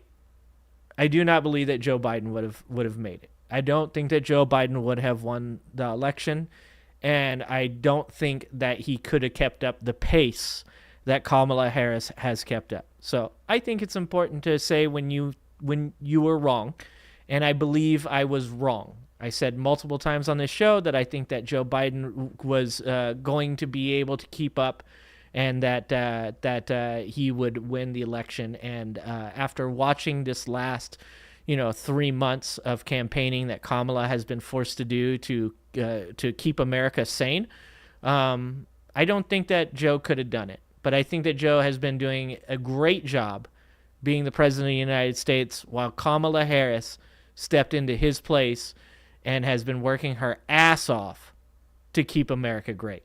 So I just wanted to say that. The powered mechanic is technically an unofficial exploit. In the event that Donald Trump's team loses a game, the God Emperor can hack into the league client and contest the results of the match. Thanks for being here, Benny. I appreciate you. Thank you for watching this Champion Spotlight. Join us next time for a closer look at... Would you shut up, man? Would you shut up, man is my fucking favorite, dude. Would you shut up, man? Because he said it with such feeling. Like, that was like the difference. The difference between Trump and Biden was that Biden actually, like, he meant what the fuck he said. Like, Trump is a facade. Trump doesn't believe the shit he says. Trump says the stuff that he knows that people will, like, fucking actually just, like, vote for him or like him for. Like, the reason that Joe Biden was so effective in those debates was because he was so exasperated with Donald Trump, and so was America. Everybody was just, like, so tired of the crazy shit Donald Trump said, and Joe Biden embodied it. He just, like, said, he was just like, dude, fuck off. And that was great. This is the one I was talking about.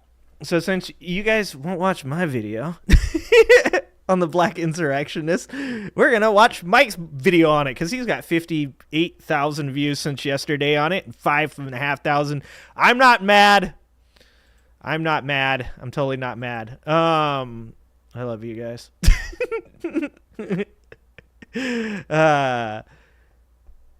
I heard it last night from a MAGA moron that shootings are trendy. Jesus Christ, what is going on? I keep hitting my mic, sorry. All right. So do you guys know about the black insurrectionists? You would if you would have watched my video. So a long time ago, like 3 weeks ago, when Donald Trump debated Kamala Harris, there was this whole thing, you know, about the ABC whistleblower. There was an ABC whistleblower that, you know, had said that ABC had given Kamala Harris the debate questions before the debate, and, like, allowed her to say what questions she did or didn't like and all that stuff. And I famously said that that's the dumbest shit in the world to even think that that would even be helpful, considering that all debaters should know what the debate questions were before they went into the debate, you know, and just the idea that there had to be some type of ABC collusion with Kamala Harris for her to know that they were going to ask her questions about the economy was absolutely ridiculous. But all of that aside, this black insurrectionist account had, you know, shared this information that there's going to be this whistleblower that, like, was going to call Kamala Harris out and ABC News. And Bill Ackman, who is a former Democrat, actually supported that claim and went on to, like, say all this stuff about, like, you know, that Bob Iger, who he knows from Disney, needed to investigate it and, like, do all this, like, crazy stuff because this is killing democracy. And, you know, and the insane part about this is exactly what I've been saying about X forever. And that is, people go to X and take information from, like, random accounts that have, like, fucking anime pictures for profile pics, that have weird names like the Black Insurrectionist. They don't do any type of research on the person. They have no idea if this person's a journalist or if it's a dude in his boxers with his hand down his pants eating a fucking Hot Pocket while he types it out with his fucking nose. Like, it's insane to me, and I have people in my own family, redonk, that think going to fucking X is like some kind of goddamn news fucking media corporation. This is where we get the good stuff from. Jesus Christ, it makes me fucking, like, seriously insane. Insane that people go to fucking X and they're like, dude, the stuff they saw on X is the real stuff. Jesus Christ. Sorry, now I'm getting worked up. This is how I get it out. We're going to get to why I'm so irritated about this in about half a second. Anyways, so you get a bunch of fucking random fucking idiots that now have access to millions of people that are aggressively fucking gullible, that will take anything that is posted on X as though it's goddamn news, and then fucking Elon Musk amplifies it. And people are like, well, of course it's news. Elon Musk tweeted it. He retweeted it. So that means it must be true. This is fucking our society is falling apart, and it's all Elon Musk and Donald Trump's fault. Anyways, so after all of that, the Black Insurrection account ends up, I think it garners something like 300,000 followers or something like that. And people are retweeting this all across the right-wing sphere. The Charlie Kirks, the Bill Ackmans, all these people are retweeting this ABC whistleblower thing. So recognizing that this is his window of opportunity to start like garnering more followers on X, he then comes out and says that he has been contacted by a former Tim Walz student at a Minnesota high school that Tim Walz used to work at, and that man had said that he was abused by Tim Walz. Now, once again, people just start sharing this tweet. Nobody does any research into it. Nobody, does any verification of whether or not this person exists or not. But it does turn out that the person in the supposed tweet that is supposedly the kid that went to this school does exist. His name is Matthew Metro. And he's a black man that did, in fact, live in Minnesota and go to that high school during that time. So what these people on X did was another black man decided to make a fake video where he claimed to be Matthew Metro and said that, yes, he was abused by Tim Walz during his time there and that it had turned him gay and that, like, all these other things, right? And, of course, once again, people on X retweeted this video. Something like 200,000 views in, like, 22 hours or something like that. Well, it turns out that Matthew Metro, in fact, was not the man that was in that video. Matthew Metro was a man that lives in Hilo, Hawaii, and the Washington Post went and found him and spoke to him. And of course, he's like, no, that's not me. You can tell, like, his teeth aren't the same. He has a weird accent. Like, his face doesn't look like mine. Like, no. Like, and he was actually, like, pretty upset because he's like, I don't want to be drug into this. Tim Walz's campaign contacted him, told him that they knew that it wasn't him, all this other stuff.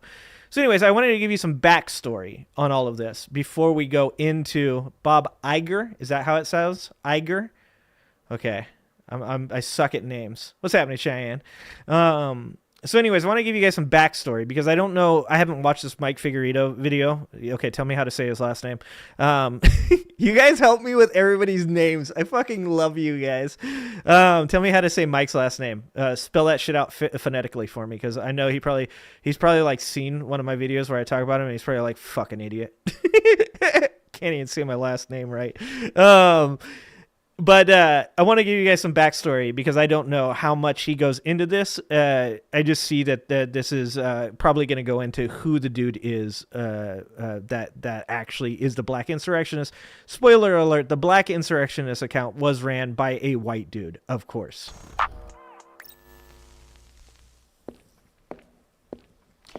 I want to take some time to talk about my favorite political archetype in America, the Black Trump supporter who happens. I just want to point out, guys, I've fucking leveled up and I have the same mic as Mike. Yeah, that's right. I'm becoming a real YouTube streamer, guys. To be white. I don't know why this is such a common phenomenon, but we've seen this again and again and again, where white people claim to be black supporters of Donald Trump. And they've done this more openly as of late, where they just wear shirts saying Blacks for Trump, where they are demonstrably white and pasty at that, but they keep doing it. And my favorite example is this one from Dean Browning, who very clearly forgot to log out of his main before posting this, but he writes, I'm a black gay guy, and I can... No way. No way. And they wonder why we call them morons. Oh my God. Look, guys. Is there any better evidence for calling a person a moron than this? I don't think there is. I think that if I were to be taken to court by Dean Browning and he's like, he called me a moron and that's defamation, the first thing I would do would go, sir, can I just submit this to evidence? And I'd bring up this tweet and I'd read this tweet to the judge, and I think the judge would be like, boom. He'd be like, case dismissed. can personally say that Obama did nothing for me. My life only changed a little bit, and it was for the worse. Everything is so much better under Trump, though. I feel respected, which I never do when Democrats are involved. Okay, Dean Browning, black gay guy. So that's one of many examples. But there's a more recent example of a black Trump supporter who's white that leveled all the way up to 99 and maxed out his character and then was nuked into oblivion because everybody found out he's a white guy who's pretending to be a black Trump supporter. And this one is interesting because he got on the radar of Donald Trump and JD Vance, who retweeted some of his posts. But turns out it's not what it... Hold on. Why is Mike in a medieval castle? Did they get a hold of Mike? Is he in a dungeon? Did they dungeon my boy?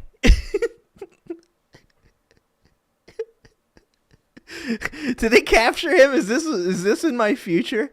Will I be in a dungeon soon? What it seems. So enter the Black Insurrectionist, a viral account on Twitter with the profile of a black soldier. Yeah, I love the black soldier pic too. I love the black soldier pic. I'm going to do something real quick because I want you guys to see this. Okay, so this is how easy it is. This is how easy it is to see whether or not somebody is full of shit and fucking weird as hell. First of all, take a look. 352K followers. That's how many this guy has. So take a look. His handle is @DocNetYouTube. So the first thing that anybody should have done was gone @DocNetYouTube. I guarantee that's a YouTube channel, right? So all you have to do is you go over here, you go to YouTube, you put in DocNetYouTube, boom, okay? Immediately you see that there is a channel @DocNetYouTube, 1.52K subscribers, called We the People. You click that, okay? You click that, and immediately you can go in here and you can take a look at his about and stuff like that. If you're looking for change, if values align with the advocacy detailed herein, please join us. All kinds of goes along with what he's talking about. You can see that he joined in July 29, 2022. The Twitter account was created in 2023, I think November. And then if you take a look here, as you like scroll down into his videos, you can see that it's all anti-Democrat stuff, weird conspiracy theory stuff, pro-Trump stuff. And I'll even play a little bit of, it's like claiming liberals are pedos. It's claiming Michelle Obama has an Adam's apple. And then most importantly, this one right here, you can see this video here is insinuating that Barack Obama committed 9/11. That's what this video is right here. This video, I don't want to play a lot of it because I don't want him to be able to strike my video. But that's how easy it is to find out that this person is some fucking weirdo, okay? That's how easy it is. And not a single one of these morons, even the ones in my family, went and fucking looked this shit up. No, they just shared this shit. They're just like, yeah, look, I found something because Democrats are demons. Jesus Christ. It's that easy. That simple to fucking go and see that this person is insane. And even people in my own family are like fucking sending me this shit. I'm like, Jesus Christ. Sometimes I can't even. And this is a very prominent account. AP reports last month the account posted what Black Insurrectionists claimed was an affidavit from an ABC News employee alleging Harris was given questions in advance. No, sorry, Reverend. I didn't play the rest of the video where it goes on to show that he parachutes out of the plane and then becomes the president. And then it's like a bunch of like Nazi propaganda at the end of it. It's like fucking insane. It's insane. I can't play it all on the video because I don't want dude to be able to copyright me. Advance of the network's debate with Trump, which ABC News vigorously disputed. Trump approved, though, declaring, "I love the person," talking about black insurrectionists. Yeah. More recently, black insurrectionist posted a baseless claim. You know what? And for the people that I love and appreciate that send me the dumb shit they do, at least they have the excuse that they're just like normal people. And maybe they're really aggressively gullible and, you know, they just want something to make their life have purpose other than getting up and going to work every day.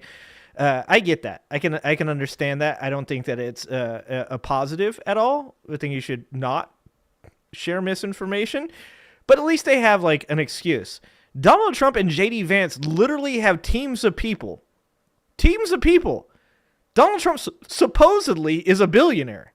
You're a billionaire and you can't pay somebody to fucking look into things before you go, yeah, I like that guy. I love that person. Jesus Christ. This is like the dumbification of America. Alleging inappropriate behavior between Walls and a student decades ago, a falsehood that U.S. intelligence officials said sprang from a Russian disinformation campaign. The reach that the black insurrectionist... I don't know if he's going to talk about this in a second or not, but the reason that they believe it comes from the Russian disinformation campaign is because the original place that this started was an interview on Rumble between a guy who claimed he was a flex student, which is some kind of, I don't know, what would you call it? It's like a specialized student program to help him like move forward. I'm not smart enough to know. But supposedly he was a flex student at this high school. And he was giving the interview to a former Florida sheriff that lives in Russia. Americans are fucking dumb. It is so sad. It's like, well, how do you know that it's Russian propaganda? The dude lives in Russia.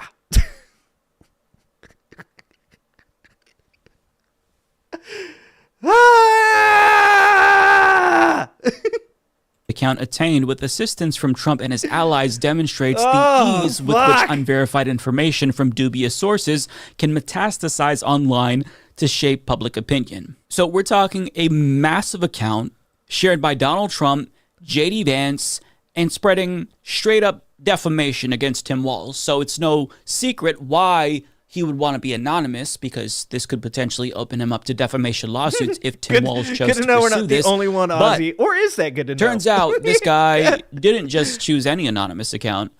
He wanted to LARP as a black Trump supporter because he thought that that would give him more clout. But the problem is that he wasn't very good at faking it to make it. And much like Mark Robinson on Nude Africa, he shared personal information inadvertently that led people to piece together the fact that, oh, this is actually a longtime con artist named Jason Palmer. And a right-wing account on Twitter ended up realizing that this dude wasn't actually... Yeah, and that's what I'm saying is like certain people on the right are making some attempts to try to like actually like, okay, this is like making us look bad, right? Like some of these people are like going like, hey guys, please stop. Like, don't share this stuff because it does turn out that this guy is straight up lying. Like there's even a post that shares messages between somebody asking Laura Loomer, going, hey, do you know anything about this? This black insurrectionist guy is telling me you gave him the Tim Walz story. And she's actually replying back to this person. They shared the screenshot of the messages saying like, dude, I don't know who the fuck this black insurrectionist guy is. I don't know why he thinks I would need his audience. My audience is 10 times what his audience is. It makes no sense for me to give him the story when I could have just shared it myself. I'm like, holy shit, man. When you have Laura Loomer owning you, when you have Laura Loomer going, I'm not as crazy as that person is, that says something. And when you have people on the right that are literally like reaching out to Laura Loomer and being like, yo, are you crazy enough to deal with this person? And she's saying no. Like, you have a problem. You guys have gotten so deep in the goddamn Kool-Aid that you don't care anymore. As long as whatever these people are saying agrees with what you want to believe, you are sharing that shit without ever verifying it. You're just like, this is the truth. This is facts, bro. We're owning the libs. We're owning them. And there's literally people on the right going, guys, stop. You're fucking not owning the libs. We're not owning the libs anymore. You guys are fucking us. One of them. And this account discovered that they were lying because they saw that one of the screenshots that Black Insurrectionist had shared had a tab to an email account linked to Jason Palmer. And when he was confronted about this, he tried to lie and say that Jason Palmer sent him that screenshot. Now, AP did a full report about this guy, and they've confirmed that, yes, this is indeed Jason Palmer.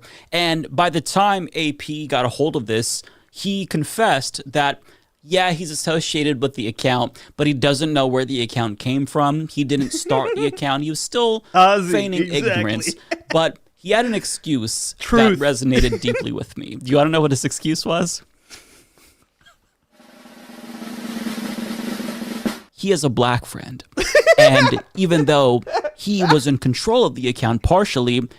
Dude, Mike being all up in the screen. Oh, that's amazing. His black friend was indeed posting. Therefore, Black Insurrectionist really is black. Yeah, guys. Folks. Yeah. I love this excuse so much. It's so good, but it gets better. When they asked for information about his supposed black friend, he couldn't give them any details, not even a name. He couldn't make up a name on the fucking spot. Bruh, just throw out Jamal, dog. Just be full white MAGA racist and just be like, his name Jamal. Oh, well. And once people started to find out that the Black Insurrectionist was actually Jason Palmer, well, his former associates started to speak up and confirm, yeah, actually, this guy is not black. In fact, the wife of one of his former business associates was quoted saying something to the effect of, he's far from African American, i.e., he gets the gallon tubs of mayonnaise from... Yeah.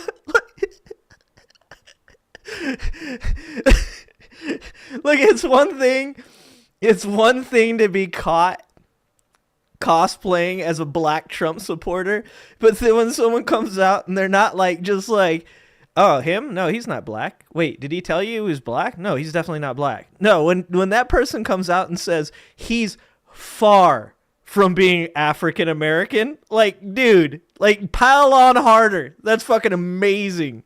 From Costco and has those in the fridge, and the second it gets down to less than 25%, he's already getting another one just to make sure he doesn't run out. That's what we're dealing with here. Now, the reason why so many people wanted to speak out against this guy is because he has a history of being a con man. AP continues, in the mid-2000s, Palmer embarked... Cheyenne, I couldn't use Tyrone because I know a Tyrone.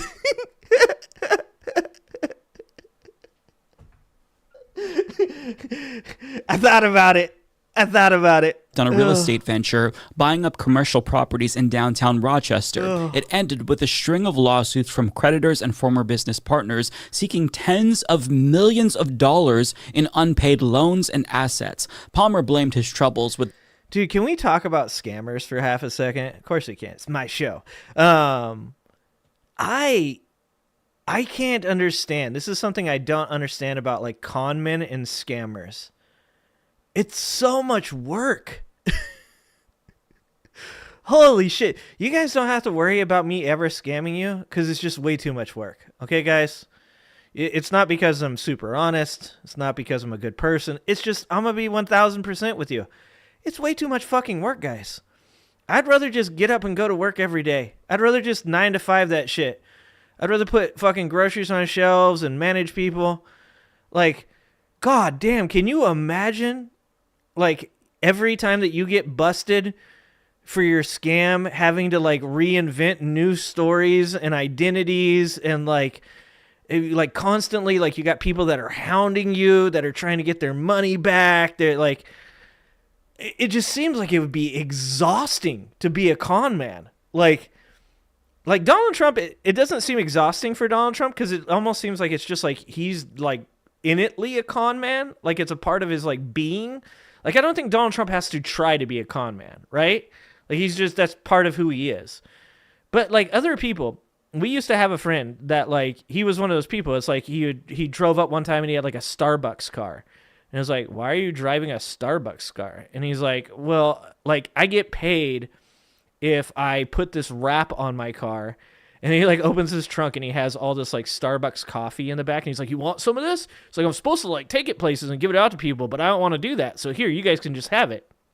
And it's like, he's a constant womanizer, constantly changing jobs, constantly like doing, and I'm like, it would suck to be you. Like, I wouldn't want to spend that much of my life trying to like figure out how to make rent next month. I just want like a consistent paycheck that comes in and to know that I don't have to ever worry about going to prison because the shit I do is weird as fuck. What's up, woke Mike? Yeah, he's white. No, Cheyenne. Oh no, is Tyrone white? No, Tyrone's definitely black. he's one of the dudes I grew up with. Some people work with their hands, and some people got tiny hands. Every time a MAGA neighbor mispronounces Kamala's name, I call him Jamal. Yeah. Spiking, that's hilarious.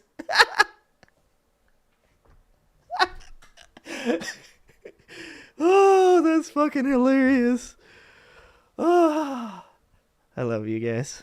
You guys are the best. The venture in part no on an better way to opioid spend a addiction Saturday. he had at the time. Leroy. Some former business partners alleged Palmer tried to seize control of buildings using documents with their signatures that's what I'm saying, forged. Cheyenne says, somebody said if you're a liar, you got to have a good memory because you might forget what you said before.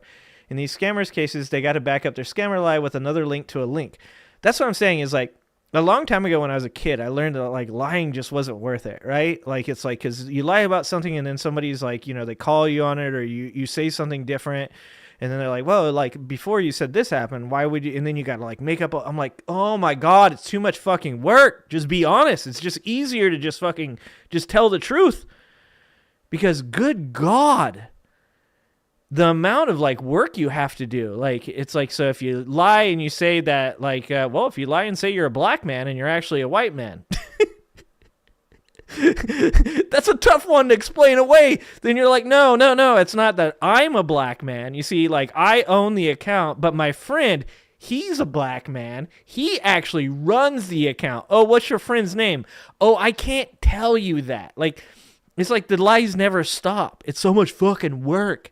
It's like, Jesus Christ. According to court documents. So the man is a fraud. And in 2020, a forensic analysis looked at one of the documents that he had signed to sign over an apartment complex, and they absolutely found evidence of digital manipulation, copying and pasting signatures and whatnot.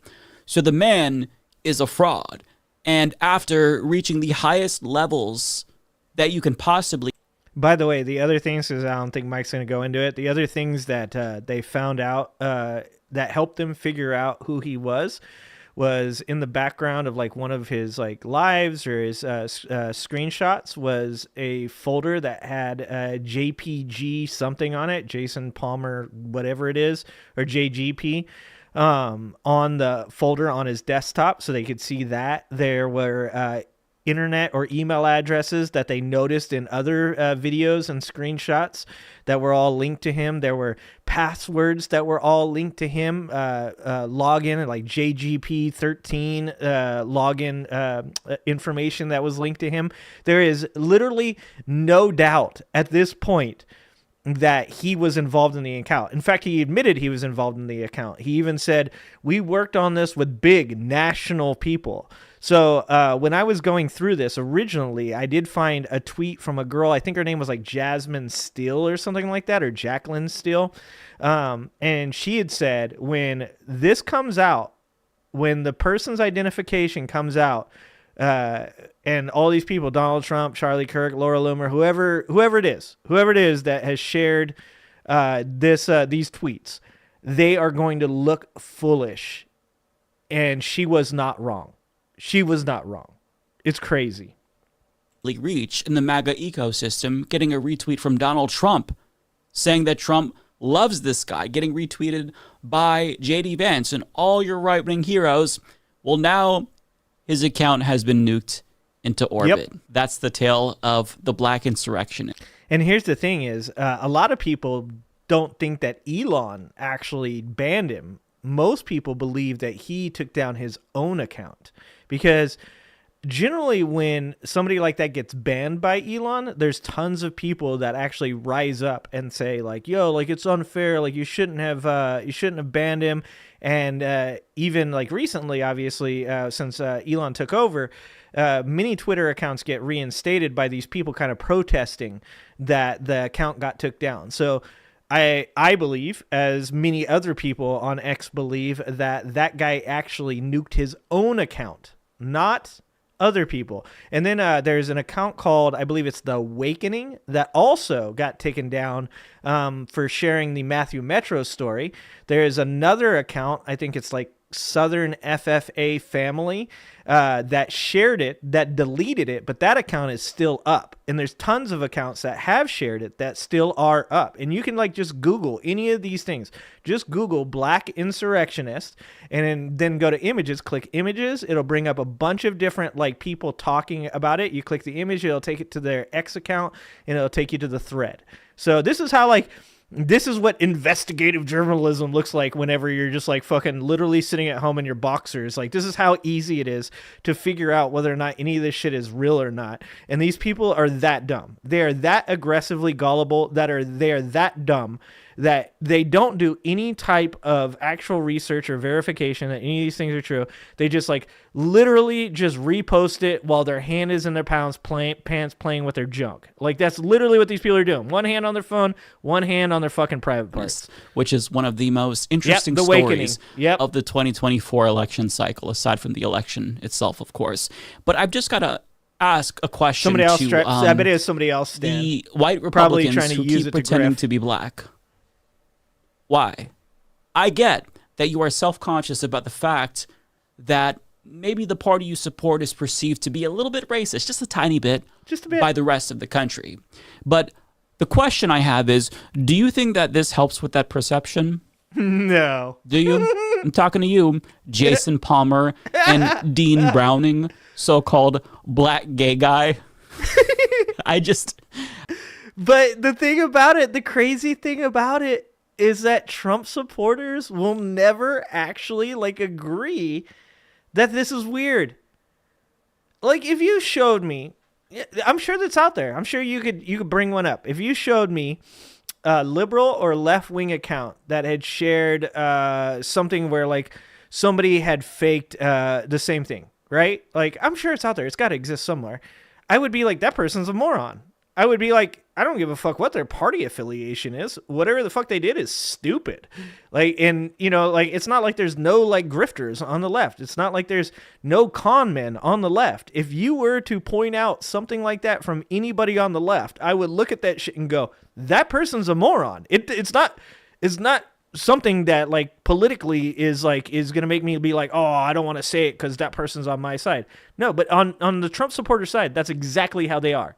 They act like it doesn't exist. They just put fucking blinders on and they just keep their head down and just keep on moving. I don't get it, but the story is funny, so I had to share it with you. Hope you enjoyed it. Yeah, don't be a sucker. Yeah, I have seen penis that. And balls, vagina. Penis and balls, vagina. P-word and balls, vagina. P-word and balls, vagina. Dude, I've never heard that before.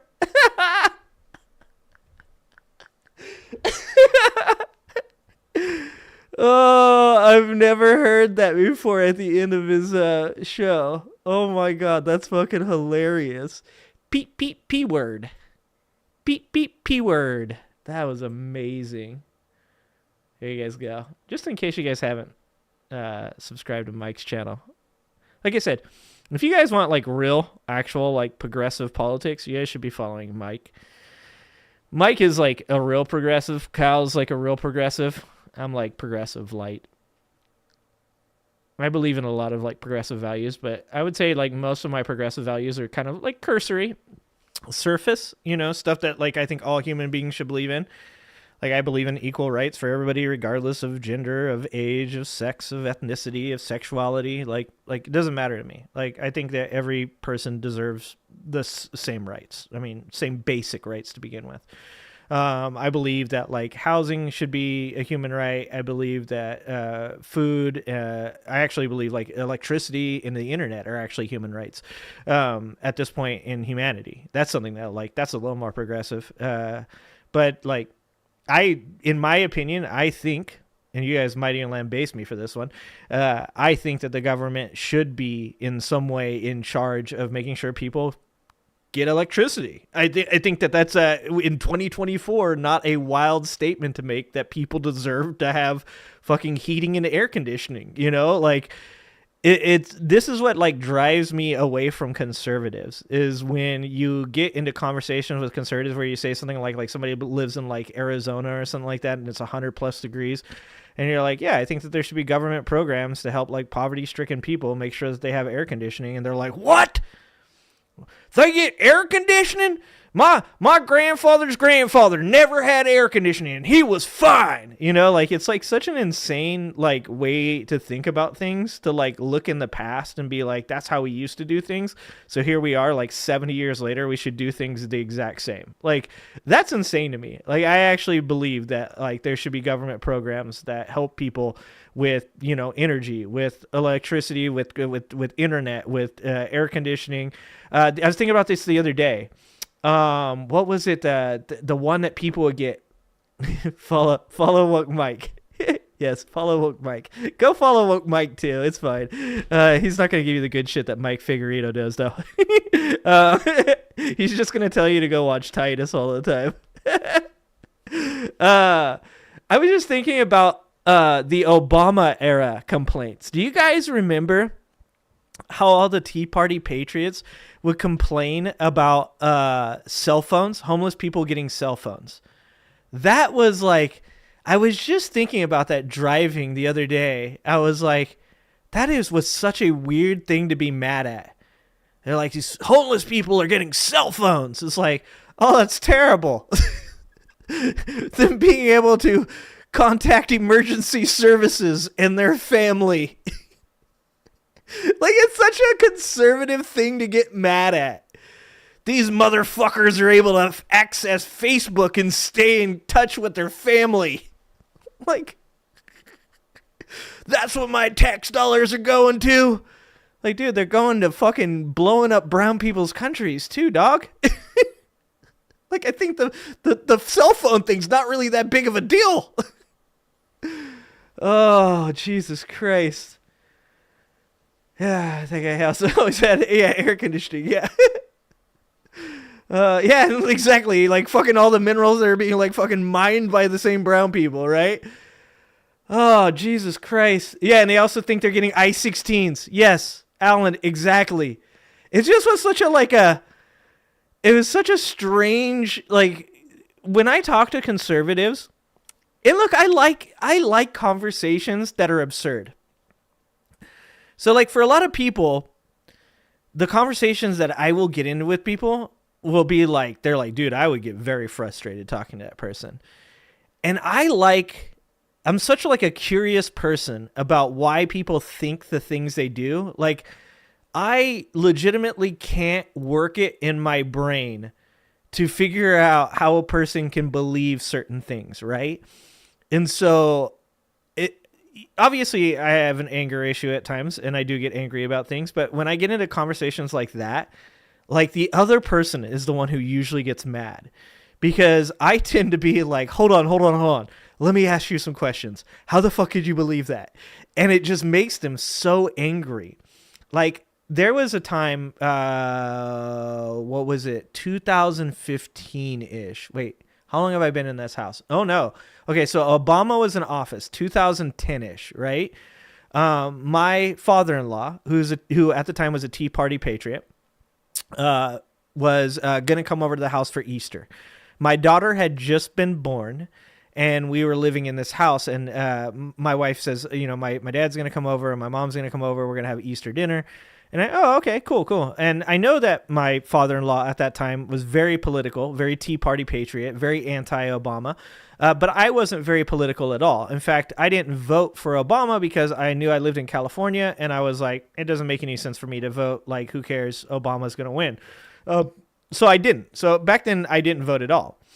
And my father-in-law came over. I knew there were two things that I needed to do to make that holiday not horrific.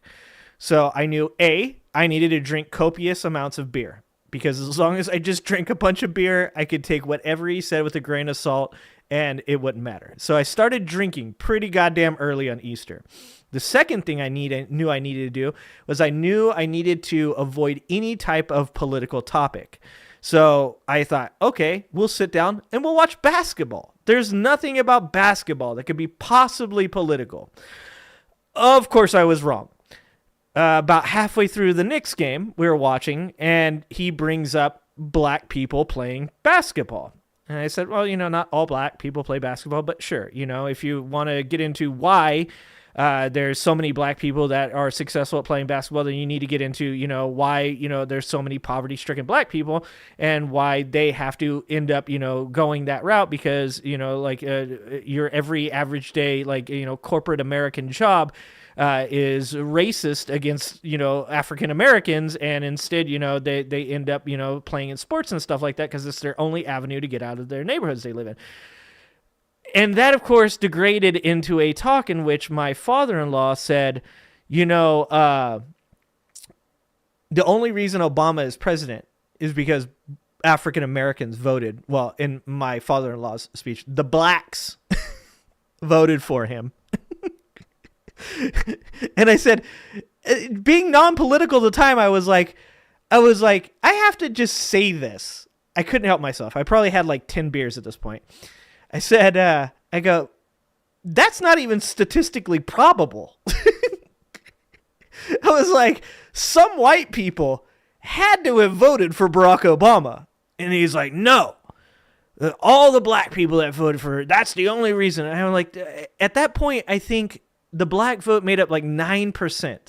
9%.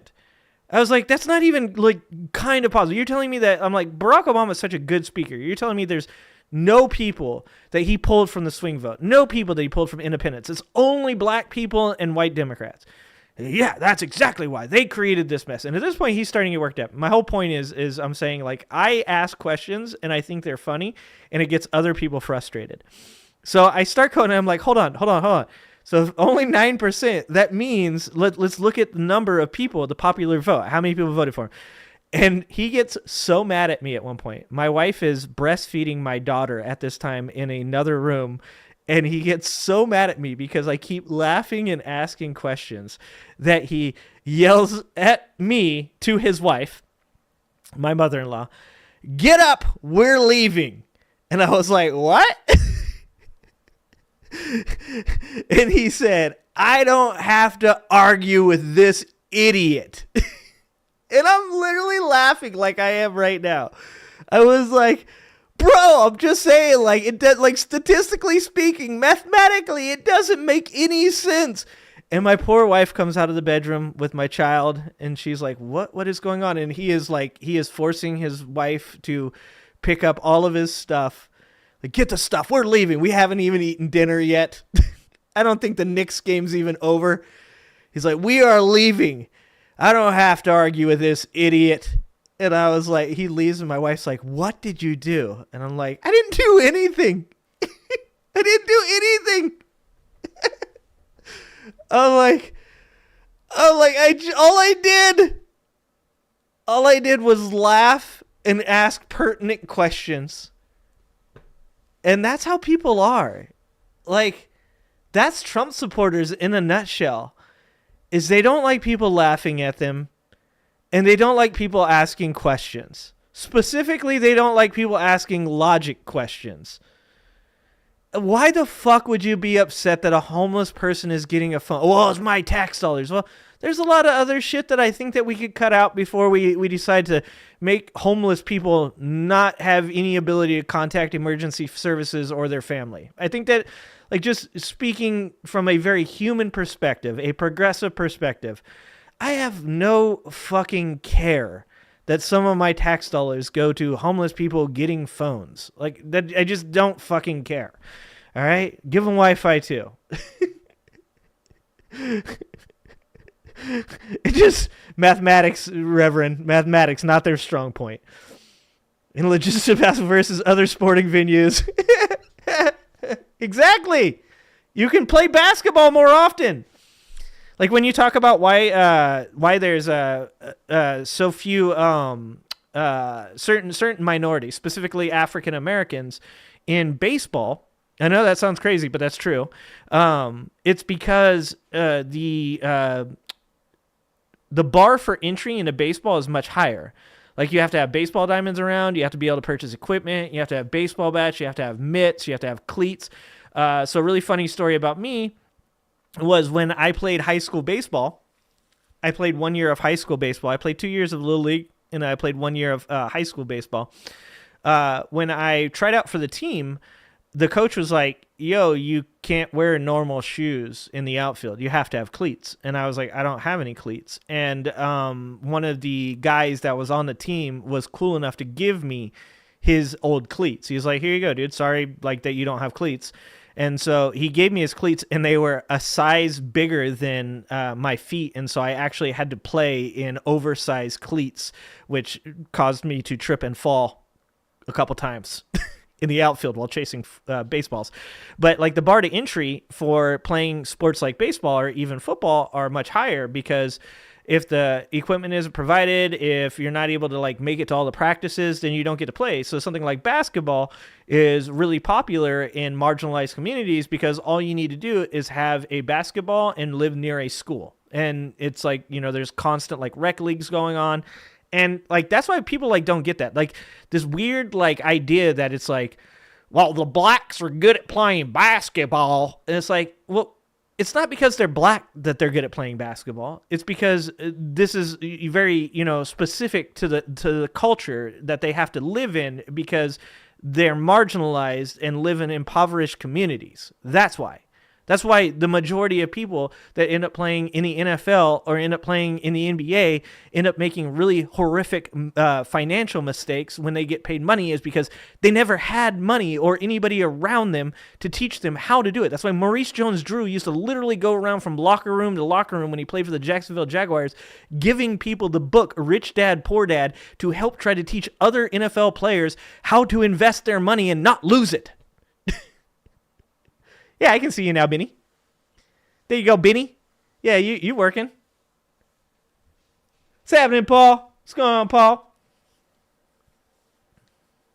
I use facts and logic, and it confuses or upsets those who don't know reason. Yeah.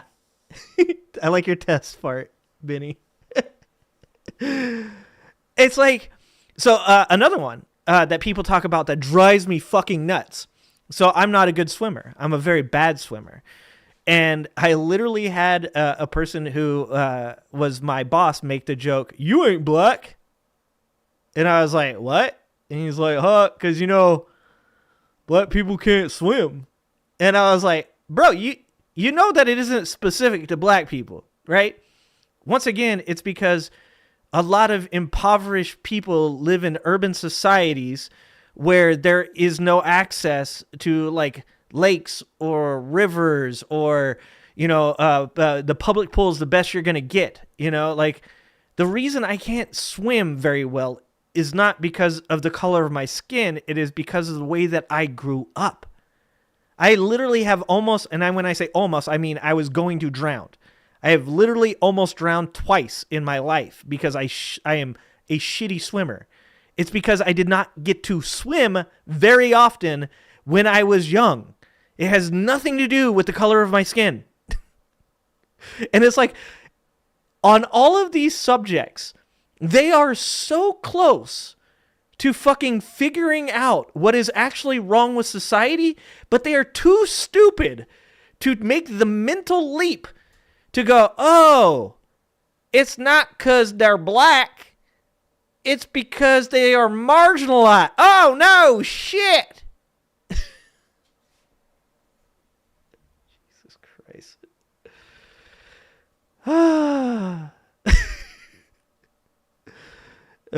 Comments like this often enough made me turn the lights on. Yeah.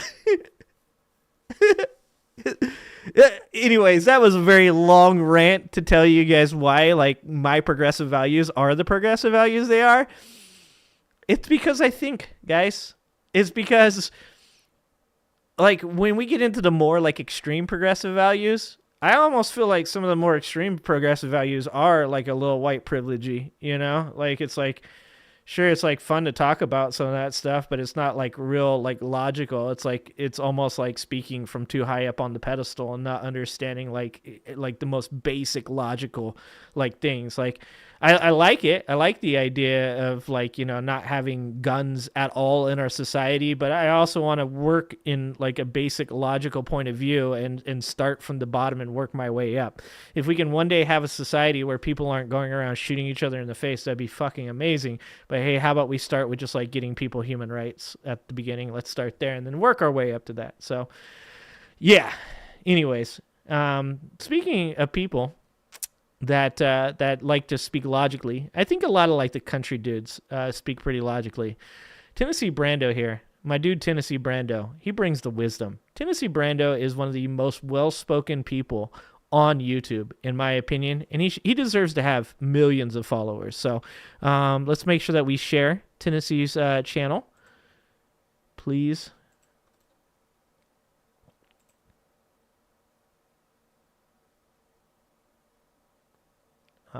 God damn it. What am I doing? What am I doing? There we go. That's Tennessee Brando's, my buddy Tennessee Brando's channel. Please go like it. Please go subscribe it. And let's watch a video from Tennessee Brando talking about Trump embarrassing the shit out of our country, because that is the goddamn truth. I'll tell you what, guys, as we get closer and closer to this election, Donald Trump just keeps coming even more off the rails. I really believe he is going to slide into Tuesday sideways with all the crazy stuff that he's saying and doing. Hold on. Did he just say slide into Tuesday sideways?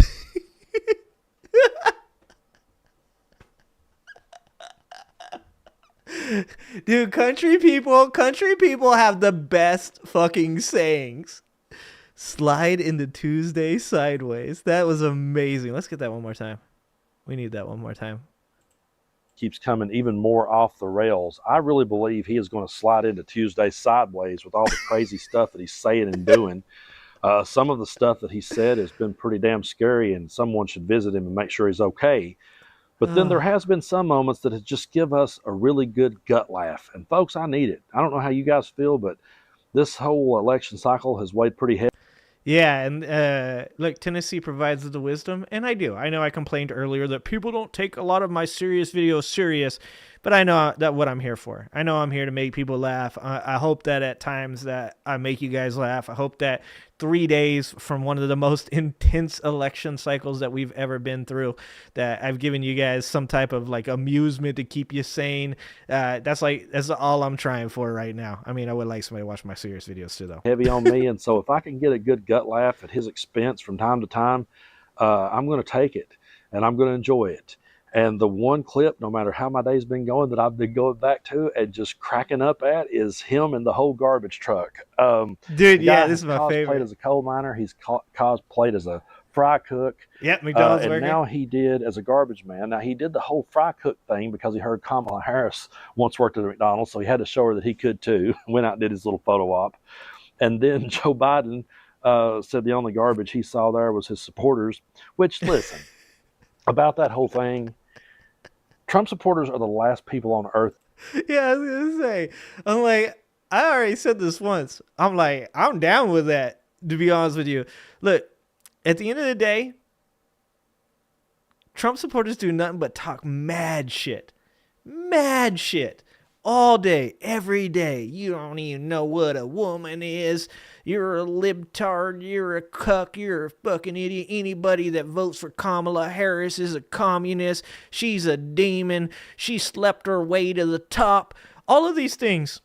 And Joe Biden was like, the only garbage I see is his supporters, and they lost their fucking minds. Guess what? If you're not garbage and you're a Trump supporter, then you should know that, and you should feel secure that you're not garbage. But if you got your feelings hurt because Joe Biden said the only garbage that were there were the people supporting Donald Trump, and that made you upset because a dude just made a extremely racist joke, and you're like, fuck that guy, fuck Joe Biden for fucking saying we're garbage. Guess what? You are garbage. You are most definitely garbage. And I don't have any problem fucking backing that up. That should ever get offended or that should ever get upset at us saying something back. They have called us fascist, socialist, Marxist, pedophiles, communist, Satanist, every imaginable thing. Enemy of the people, enemy from within, poisoning the blood, needs the military turned on us. They've said all these things. They're eating the pets. So if we look over and say, hey, we see the garbage as you, I mean, at this point, you just got to be willing to take it because you've been dishing it out. So I don't really care that Biden said that. But what's so hilarious, he actually should have been saying it more. But what's so hilarious about it is that he says it. And Donald Trump, in his attempt to capitalize on this moment, goes out and gets a garbage truck with his name on it. And then when he went for the door handle, things just did not go his way at all. Take a look. Oh, okay, before he gets this video, because this is my favorite video right now. Can somebody explain to me, because this is complete Trump supporter logic. So they have a guy stand up on stage that makes the joke that Puerto Rico is an island of garbage. Okay? An island of garbage. Joe Biden retorts to that by saying the only garbage there were Trump supporters. And then Donald Trump gets in a garbage truck to drive to his rally. Where is the own there? That's like, not only are we garbage, but we also own the garbage truck? Like, am I missing something there? Like, it's not even funny. It's not an own. It's like a self-own. I don't get it. Like, the idea we drive the garbage truck, it's like we take out the garbage? Like, you just called Puerto Ricans garbage.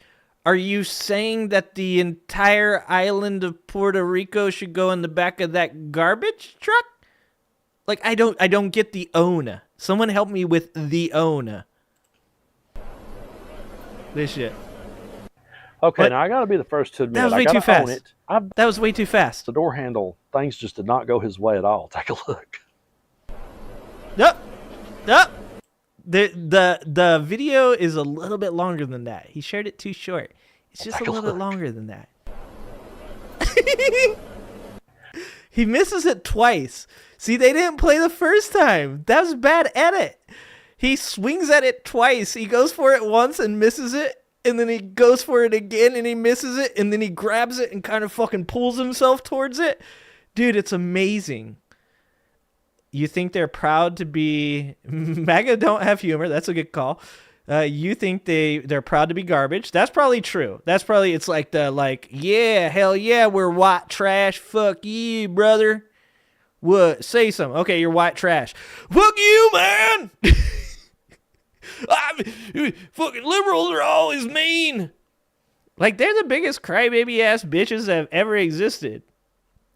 Y'all can, like, you literally brought an insult comic to your rally, and then when people made fun of you, you got your feelings hurt. Like, y'all bitches. Bunch of fucking crybabies.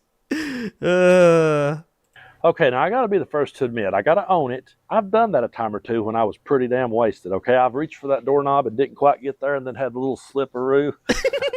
But if Joe Biden had had that same moment, the news cycle would have broke. I mean, they would have been all over it. 100%. The thing is, they have never held Donald Trump accountable the way that we have here in the pro-democracy. And that's what I've been saying lately.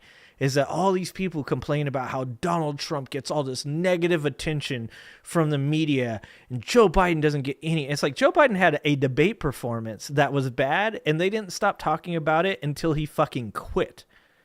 That was the mainstream news media. The mainstream news media did not stop talking about Joe Biden's bad debate performance, whether it was the left or the right. It was universally panned and spoken about for weeks until Joe Biden quit. Donald Trump does so much bad shit that does not get covered in any way. I don't see CNN, I don't see MSNBC, I don't see Fox News covering the fact that all those tapes just got put out about Trump and Epstein, and the fact that like fucking Jamie Dimon was like literally running the White House and Donald Trump was literally causing strife within the White House between his own members because he liked the drama and he liked to play people against each other. Like, nobody's covering that shit. You know who I saw it? I see it on fucking YouTube from people like Tennessee Brando, from Mike Figueredo. I see it from fucking Adam Mockler and David Pakman. Those are the people I see it from. Like, it's insane.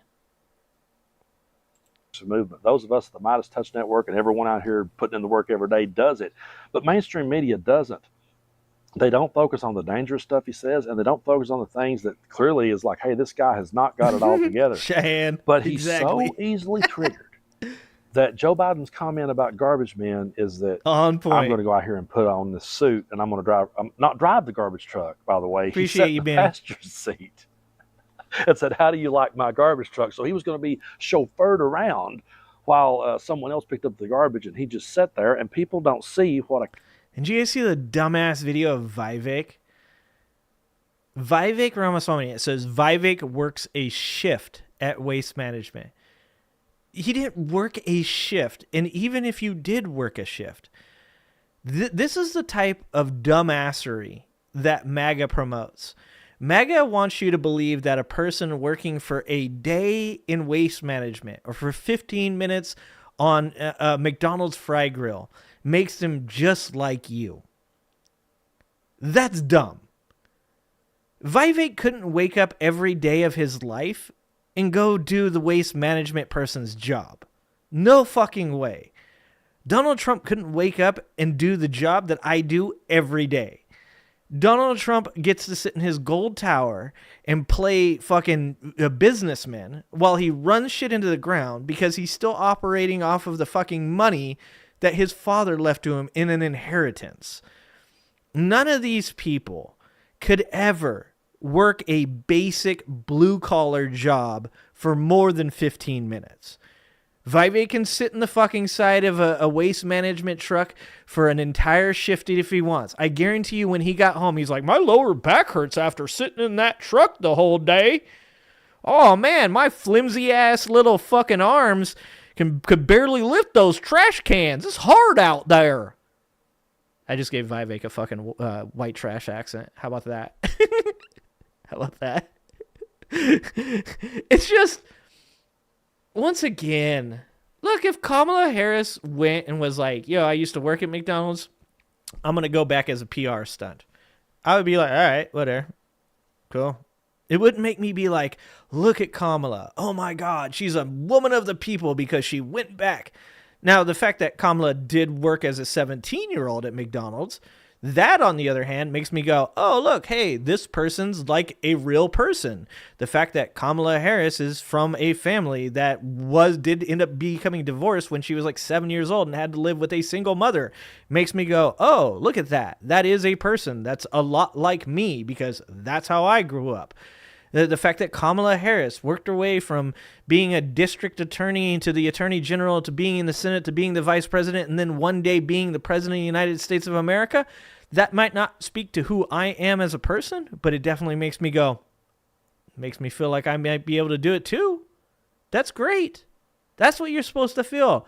Right-wing conservatives cosplay doing the things that Kamala Harris has already done in her real life. Con job that is. People don't Too many see just how syllables for a insulting redneck. that is to their intelligence. I did a bad job. I could not stand to sit there and be played by a dude like that. To know that I got played by a dude like that would just be disturbing to me. Exactly. To wake up to that reality. And I know that we talk about Day it being one in the cult blisters. a lot, but that's just because it's true. I always had a fascination with cults from the minute I was a kid. And one night, against my mom's wishes, I snuck and watched the movie Helter Skelter.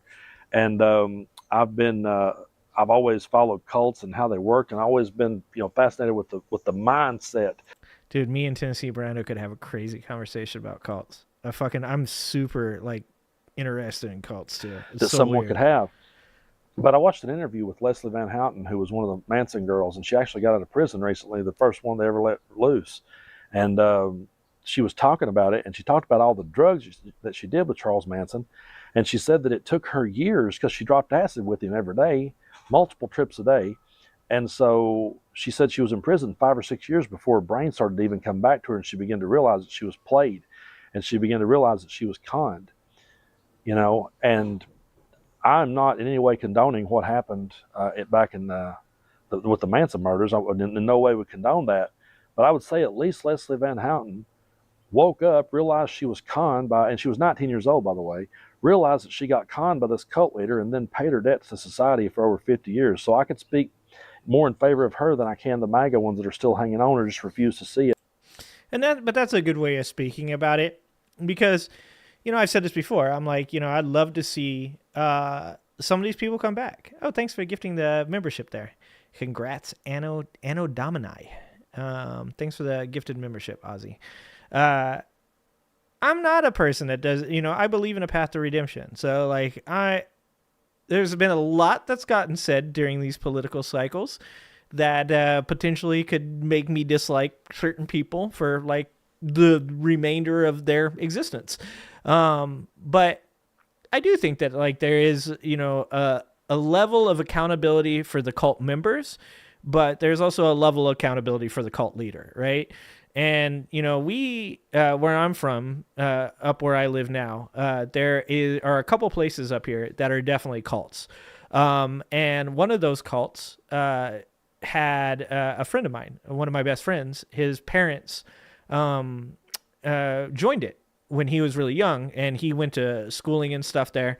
And the guy who was in charge of it actually ended up going overseas to avoid SA charges, because he was essaying the teachers in the community. He was essaying people's wives. We have a joke that we call it massaging the master, and that is it's like the 4 steps of being a cult is you give them all when you join the cult, you give them all your money, they start sleeping with your wife, then they sleep with you. And we used to say you have to go massage the master. That's kind of the thing, right? So I don't necessarily think that if a person's supporting Trump right now, that after this is all said and done, Donald Trump loses and you want to come back to reality because the acid is worn off. I don't think that avenue is closed. For certain people, it definitely is. Specifically, a lot of these politicians.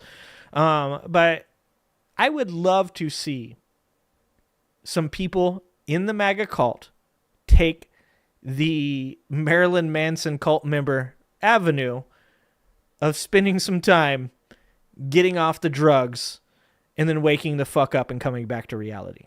It would be amazing. Or who will never admit to it. Jonestown. They'll never Jonestown's admit crazy. It. They'll never admit they sit there. And I don't know at this point, how do they do it? How do they hang on at this point? I seriously wonder with the whole garbage truck thing. It's do you guys realize we're laughing at you now? We're just having a good gut laugh at this because it's gotten that ridiculous. That wasn't a flex at all. If he thought that wasn't a flex, his followers are sharing that as a flex. It's not. He's never done any of the jobs that he's cosplayed. It reminds me of that meme. Weird flex, but okay. Weird flex. It's only been for cosplay. It's only been to exploit, manipulate people. And the ones that says, well, I applaud him for being this. Nice. I like that one, Tia. Being interested in these people. He's not interested in these people. And the reason why that he reached the door handle and missed, and the reason why in the past he's had trouble getting doors to open is because he's never had to open the door before. He's always had everything handed to him and pampered and someone holding the door for him. And he goes up there and cosplays. Check that one out, Liz. I can imagine that Joe Biden has a couple more days and Kamala, they have a couple more days here they could trigger him. But I really hope that someone doesn't tell him he sucks at guitar, because I don't want to see him strap a guitar on and try to act like he's Eddie Van Halen, because we all know he's not. I can't imagine the disaster and the clusterfuck that would be. But if he was to do that and someone said, hey there, man, see, he's a musician. He plays music. I'd be like, screw him. I don't care what he cosplays. Dude, and Trump supporters would be like, it was actually pretty good. You got to admit, it was actually pretty good. As that dude is not fit for any office anywhere. And we got the receipts every day to show you. Here it is, folks. I mean, there it is. I don't know what else we can do except try to show. And I don't know. I mean, you know, Leslie Van Houten, at least she's got the excuse she was on acid. Are these people? They're not. They're on So something else, I don't though. know. It's going to be interesting to see when they wake up from it. I hope they do. But I thank you guys so much for hitting the subscribe button here on my channel and coming along on this ride with me. I'm out in California at the moment visiting, and so having a great time out here. I'm hoping, dude, Tennessee should come by the house to run into some friends while I'm out here, and we'll make some cool content. I got literally got distracted by a squirrel in the tree behind me. That's so funny. But I really appreciate you guys for being. That's amazing. Yeah, I love Tennessee. He's a good dude. He really is. He's a real good dude. Let's make sure we put his channel in there again. I know most of you guys are following my boy Tennessee, but there you go. Make sure that you like and subscribe. Meth and oxycodone. You are not wrong, dude. You are not wrong. Yeah, I don't have any problem with acid either. I'm a regulated drugs person. I'm a person that believes that drugs should be legal, but they should be regulated. JJ McAuliffe. Let's see who else we got here. Yes, Trump is a fascist. We got Straight Facts No Chaser. Dude, I wanted to see this one. I don't know if we're going to watch it right now. But this is Sam Harris debating Ben Shapiro. That's to be honest with you, that's a little bit of a higher brow conversation. Ben Shapiro is a dipshit, but he's a smart dipshit. Oh, Titus. Let's watch Titus. Let's laugh. There's a woke mics in the chat. We're playing Titus before Mike tells me that we have to play Titus. This video is called Trump is Un-American. Let's watch this. Oh, wait. Let's see. I gotta make sure this isn't too loud when I play it.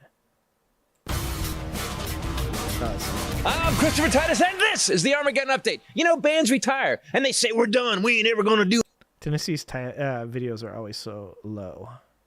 Another show, especially when their last show was in 1939. But racists always get the band back together. The Sweet Potato Hitler and the New Supremacist Tour had a big show at Madison Square Garden this last week. A lot of great acts on that show. We had a radio host who united.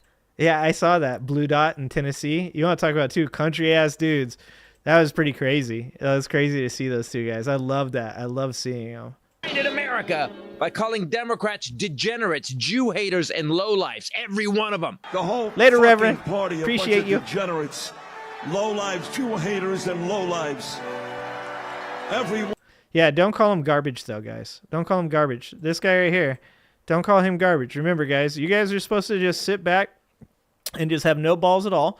And you're just supposed to sit here and just listen to this guy, just like call you pieces of shit, and you're not allowed to call him garbage, because if you call him garbage, then you're actually the bad person. And you want to know why that works on the left? You want to know why the right uses it so much? Is because the right recognizes that the left are the party of people. The right recognizes that the left is the party of human beings. They are the party of empathy. They are the party that cares, sometimes a little too much, but cares about people being treated right. And that's why they do that, is they use it against the left, that they know that the left doesn't like it when people feel bad. They know that the left doesn't like it when people feel insulted. They know that the left doesn't like it when people feel demeaned. And so the right uses that. And this is something that I've learned a lot about politics in the last year, is that the right, for as like basic and uneducated as a lot of the constituents can be, their political leaders are smart enough to understand how to use the left's own rhetoric against themselves. And that's why the left eats itself. Is the left is very like, take for instance Kamala going into becoming the Democratic candidate. They knew that all they had to do was start talking about, like, questioning, do you think it's democratic the way that Kamala was put into to office? And they knew that there would be at least enough loudmouth left leaning people that would go, you know what? I don't think that's democratic, to cause a problem within the Democratic Party, because for the most part, Democrats don't understand how to filter in public their disagreements. Like, they don't understand that, like, they're adding fuel to the fire for the right-wing conservatives by having these, like, really open, like, criticisms of each other, instead of, like, having these, like, kind of, like, you know, quieter behind-the-scenes talks of saying things like, hey, you know, like, kind of what happened, I think it was during Ford when he was running in 68. Was it 68? Or was that Humphreys? And this happened, the same thing that happened with Kamala. They introduced a lot of new laws and stuff to the party to make it more democratic in case it happened again. And that's what happened with Kamala. It was more democratic than last time. And if it happens again, it'll probably be even more democratic then. So that's the real conversation that, like, the left should be having. But instead, the right instigates the left by going, doesn't it seem weird that Kamala just kind of got put in? Did you vote for Kamala? Because I don't remember anybody voting for Kamala. No, that's crazy, isn't it? And then you get in the ear of a certain couple people that want to stand out or want to make names for themselves, and they shout it out off the rooftops, oh, I'm the one left-leaning person that's willing to stand up against the tyranny of the Democratic Party. And the next thing you know, the left loses and the right wins, and they sit back and they just kind of laugh to themselves and go, wow, these people are actually really easy to manipulate. Same thing goes with the garbage comment. They know that there's enough people on the left, specifically in the news media, that will come out and go, come on, guys, we're better than that. Don't call them garbage. We're the party of humanity. We don't demean people.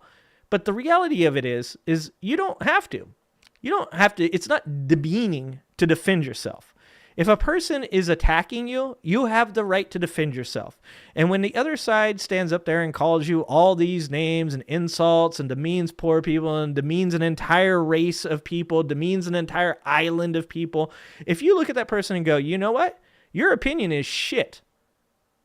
That's acceptable. And the left has to learn that. It's Jew haters and lowlifes, every one of them. The whole fucking party, a bunch of degenerates. Lowlives, Jew haters, and lowlives. So keep that in mind. At the same place that they said there was an entire island that's floating garbage in the middle of the ocean, this man said the whole party are a bunch of fucking degenerates. Yeah, it wasn't Ford. I think it's Humphrey. It was when, God damn it, why am I messing this up? Who was the president during Vietnam? God damn it. Why am I... Lyndon B. Johnson? Who is his vice president? Is his vice president? Lord Kumbaya. One said Kamala was the Antichrist, and another said Puerto Rico was an island of garbage, and his black friend was carving watermelons for Halloween. Won. No, Nixon won in 68. Who'd he beat? Because Lyndon Johnson stepped down. Because Lyndon Johnson was so unpopular for his Vietnam takes that he stepped down and his vice president stepped in, and that's how Nixon won. So I guess, I do have Google. But I like to talk to you guys. I like to ask you guys because you guys always know. Lyndon.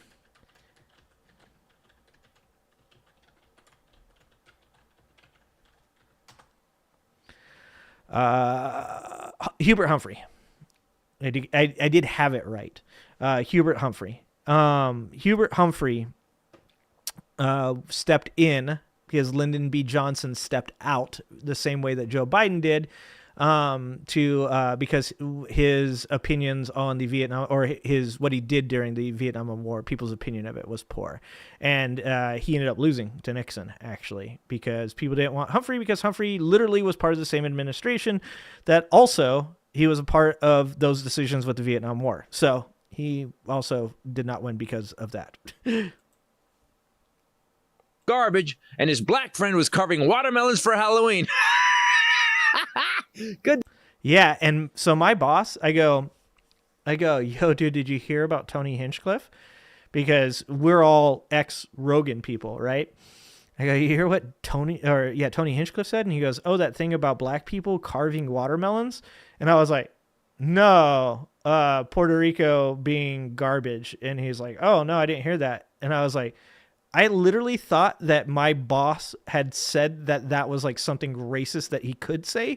I did not know that he literally said that. He literally said that black people were carving watermelons instead of pumpkins. Jesus fucking Christ. We're not racist. No, not at all. Totally not. To see the groundbreaking jokes from the 1850s, which is when the maggots think America was great. Captain Brainworm also was amazing. So, we are 1 week away from the biggest election in our life, and for some reason, the guy... I'm still starting the conspiracy theory that all of the MAGA Republicans have brainworms. Come on, guys. Help me out with this one. Help me out. Who lied from the first time he came down his diseased escalator. He lied about Mexicans. He lied about Obama. He lied about being buddies with Putin. Well, I don't comment on that, but I will tell you that if I did, it's a smart thing. He lied 33,000 times in God, the 4 he's years he dumb. spent driving America into a ditch full of incompetence and stupidity. Then he spun the tires and buried us in a pandemic, empty stores, and we had an unemployment rate of 14%. The stock market dropped in half. Did he get us out of that ditch? Nope. These two did. We have the best economy in the world currently because of these two. Yep. But it's our fault, man. We didn't give him enough time to finish. I have concepts of a plan. His concept of a plan. Still waiting, TikTok. This moron made farmers lose their farms because this moron does not know where a tariff is because he's a moron. So today, with 1 week... Thank you. Say moron. Say it more. I don't think that there's a better descriptive. I really don't. I think moron is the descriptive. And the media, once again, doesn't want to use the word because they want to, when they go low, we go high. Look, when somebody's a moron, you just say they're a moron. It's actually good for them. It's good for them to know that you know that they're a moron, so that way they know that they're a moron. So that way maybe they can do something about it. If you don't tell them that they're morons, they'll never know. Remember, this is the same group of people that are like, we don't need participation trophies. This is the same group of people that say that, like, you should pull yourself up by the bootstraps. This is the same group of people that are like, we shouldn't give homeless people phones or take care of them. If they want to get better, they'll get better. Okay. Same goes for you. You're a moron. Don't get your feelings hurt when I say you're a moron. Because if you do, then you're the participation trophies. You're not to pull yourself up by the bootstraps. You're not to fuck your feelings crowds. So when I call you a moron, don't cry, bitch. Left, let's go over the scoreboard on the Trump versus Biden-Harris. Since 2016, when the dumpster fire became president, he has opined about windmills causing cancer while solar is going to ruin the desert. What? He had an unemployment rate higher than the lifts in his shoes and a moral compass so low, it points his tiny mushroom to porn stars and his own daughter. He's on Epstein's pedo jet manifest 7 times. That's the problem with having a pedophile for your best friend. Yeah, and they just released how many hours of Epstein talking to Donald Trump in phone calls? Was it like 24 or 40 hours worth of phone conversations when he was in the White House? You guys remember how every time that we talk about Jeffrey Epstein's association with Donald Trump, that Trump supporters point out that, no, it was back in like 2009 that Trump stopped being friends with Jeffrey Epstein. Oh, that's weird. That's weird because these tapes are from when he was in office, and he's discussing all the things that Donald Trump did while he was in office with a very, very private look at what was going on. That's strange. It seems like they were still friends. It kind of rubs off on you, but not as much as the stench of being a civilly convicted rapist who gleefully admits on an open mic that he grabs 100 hours. Because when you're famous, you can do anything. You can do anything. Yeah, he said it.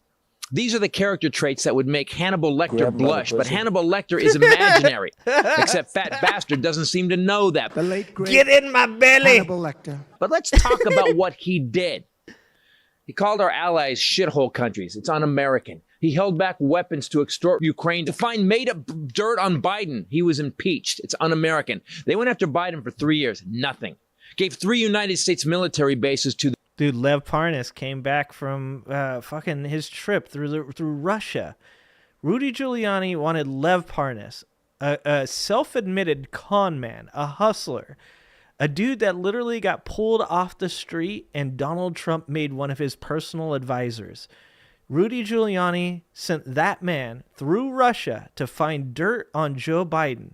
And Lev Parnas came back laughing, going, nobody had any dirt on Joe Biden. That's crazy.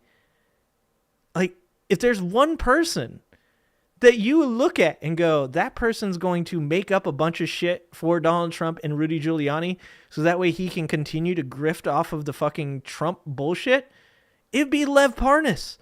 And Lev Parnas was like, no, there wasn't. That's crazy. It's crazy. The Russians, after abandoning the Kurds, thousands died. Don't care. He bailed on our allies. He's un-American. One of his best buddies is Vladimir Putin, an enemy of the United States. He's un-American. Oh, that's pretty crazy. Tia says the term pull yourself up by the bootstraps was originally made to describe an impossibility. Yeah, like that does make sense, right? Like if you're trying to pull yourself up by the bootstraps, that's like impossible, right? American. He stole top secret classified documents and then lied about them. His home had to be raided by law enforcement. He's un-American. While he had our nation's most sensitive documents in his shitter, he talked to Vladimir Putin 7 times. He's un-American. He negotiated with the Taliban, not the Afghan government. He released 5,000 Taliban terrorists back into Afghanistan after so many of our... 400 of them were the worst members of ISIS that you can imagine. The Afghan government, when Trump negotiated the deal to pull out of Afghanistan with the Taliban. He wanted to do it at Camp David on 9/11, which is fucking insane. But during those negotiations, the Afghan government had nothing to do with it. Out of all of those terrorists that they wanted them to release, the Afghan government was forced to release by Trump and the American government. So these people were forced to release terrorists into their own country, and 400 of them they actually said no to. They said they are ISIS-K or possibly ISIS-K and have done some of the worst possible crimes that you can do in our country. We don't want to release these people. These people are evil and they are going to harm our citizens. Donald Trump forced them to release those 400 people. That's insane. Our soldiers died fighting and capturing them, and one of those terrorists killed 13 American soldiers. Good job, Un-American. Cajun. He called those same soldiers suckers and losers. You heard me. He said it. He said it to a 4-star general. He's a stable genius, and he's un-American. He said COVID was a hoax while we stacked dead relatives in trucks. He's un-American. Yep. In a country designed as a nation of immigrants, he used Hitler's words and said they are poisoning the blood of our country. Un-American. His mother was an immigrant.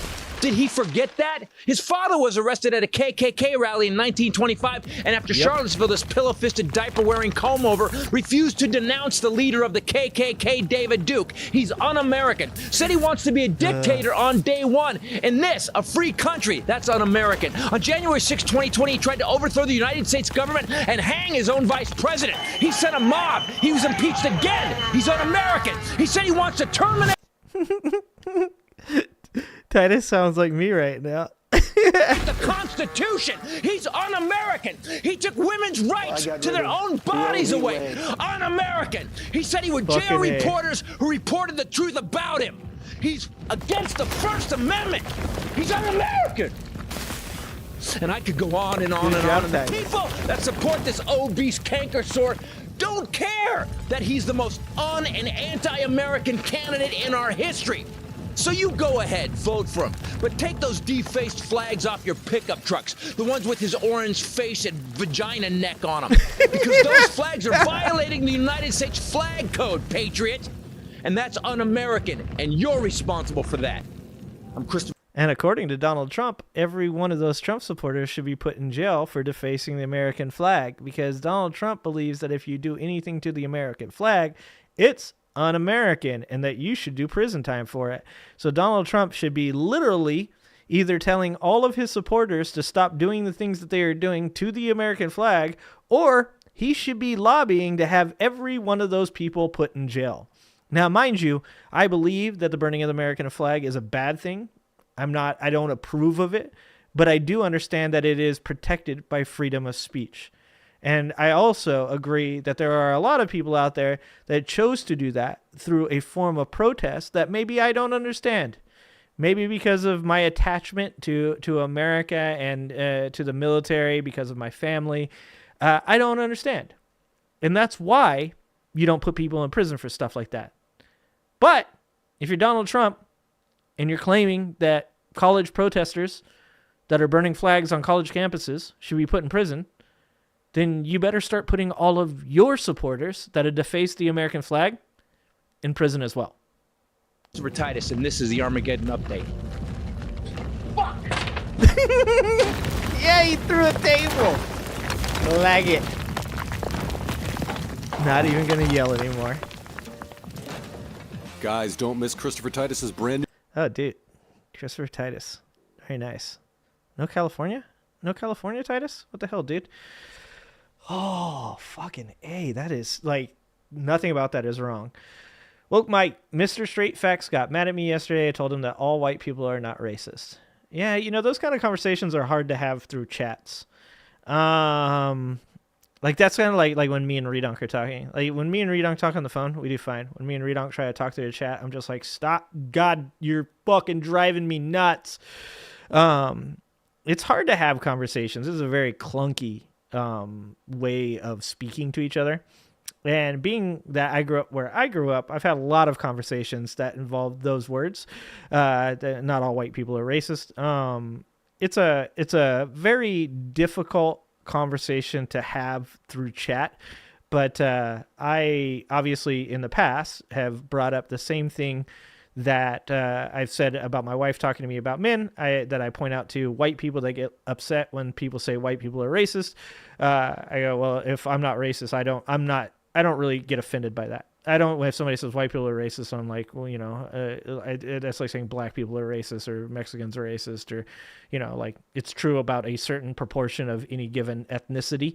And if I'm not a portion of that group, then generally I don't get offended by it. I don't feel the need to defend the white race. I just defend me. But I'd have to be there. I don't understand the context of your guys' conversation. As far as I'm concerned, well, yeah, I mean, I believe there's probably somewhere in between the two of you that there got a misunderstanding of sorts. Trump simulates oral sex at rally. What is this? I haven't seen this one. You guys got to tell me. What is this one? What is happening? And we're about to approach the 3-hour mark, and I really want to watch this. A little mirror practice, and I could be counterfeit Bill Burr. Nice. That's my grift. Is be counterfeit Bill Burr. That's what I'll start working on that, Golf. Good call. Let's watch a little bit of this one, and we can call this call it a day. We are going to be talking about some surreal stuff. If you have small children, don't let them watch this. It's not appropriate. It does involve Donald Trump. Before we get to that, I encourage you all to subscribe to our YouTube page. It's critical. We need to boost those subscription numbers. We also love it when we get more people to watch this stuff, so share it as well. All right, Mark, last night, Trump's doing one of his closing rallies. He's back in Milwaukee, site of the RNC convention. He gets up on stage. He has, I guess this is like a epidemic of microphone problems that he's been having, because it seems like almost every other rally now, he's upset about the microphone. Something's not right about the sound. He's always complaining about it. He's threatening kids on people. His lawn, right? Yeah, like the kids are on his lawn. He's got some feedback, and it's in his face. He's just not happy, and he's always announcing how unhappy he is. But then it took like a really surreal turn. And it's because he's a grumpy ass old man. Like, anybody that's getting older knows about getting grumpy. And if you like Donald Trump, the one thing I do believe is when people say that Donald Trump doesn't want to be doing this, I actually believe that. But I don't believe it for the reasons they believe it. Like, they believe Donald Trump doesn't want to be doing this, but he's got to do it to save the country. No, I think Donald Trump has to do it, because if he doesn't, he's going to go to prison. So he's grumpy because his ass really doesn't want to be doing this right now. He'd rather be just conning people and grifting off of them and making $1 bajillion. But no, his dumb ass got himself in legal trouble, and now he has to do it, and he's super fucking upset. He's super grumpy because of that. He read your comment on air, then started saying racist whites. Yeah, I don't know. I'd have to see it, Mike. I don't know the context in which that is being spoken about. The one thing I will say is, like, you know, like, I don't go, I don't go the super progressive route of like all white people are like inherently racist. Like that's not my style. I grew up punching Nazis in the face. I punched Nazis in the face. My entire like best friend fucking family were African Americans. I grew up with every culture you possibly can. I do understand that there are racist people in all cultures, and I do understand that America as a whole has a very racist history, but I would say I'm probably not as progressive in that area as like I'm sure like my boy Mike would probably. I keep calling these guys my boy. I don't know these people. I just know them like you guys know me. But Mike Figueredo would probably be like the type of person that would be like, no, like white people are inherently racist. I'm putting words in his mouth, but I'm guessing most really far left progressives of that sort generally believe that. And for pretty like complicated or complex reasons, generally when you get into the conversations about like whether or not white people are inherently racist, it's actually like a pretty complex conversation. It's one that like I like to have because I like to use my brain and I like to work my way through something. So even though I disagree that like all white people are racist, I would say that like, you know, there are nuances to that conversation that could be discussed that would actually be pretty interesting. That's kind of like how I go through that. And I want to play the clip because I think it's important that people see exactly what just happened. Can we play that clip?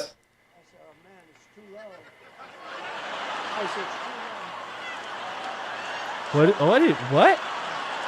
the what? Whoa!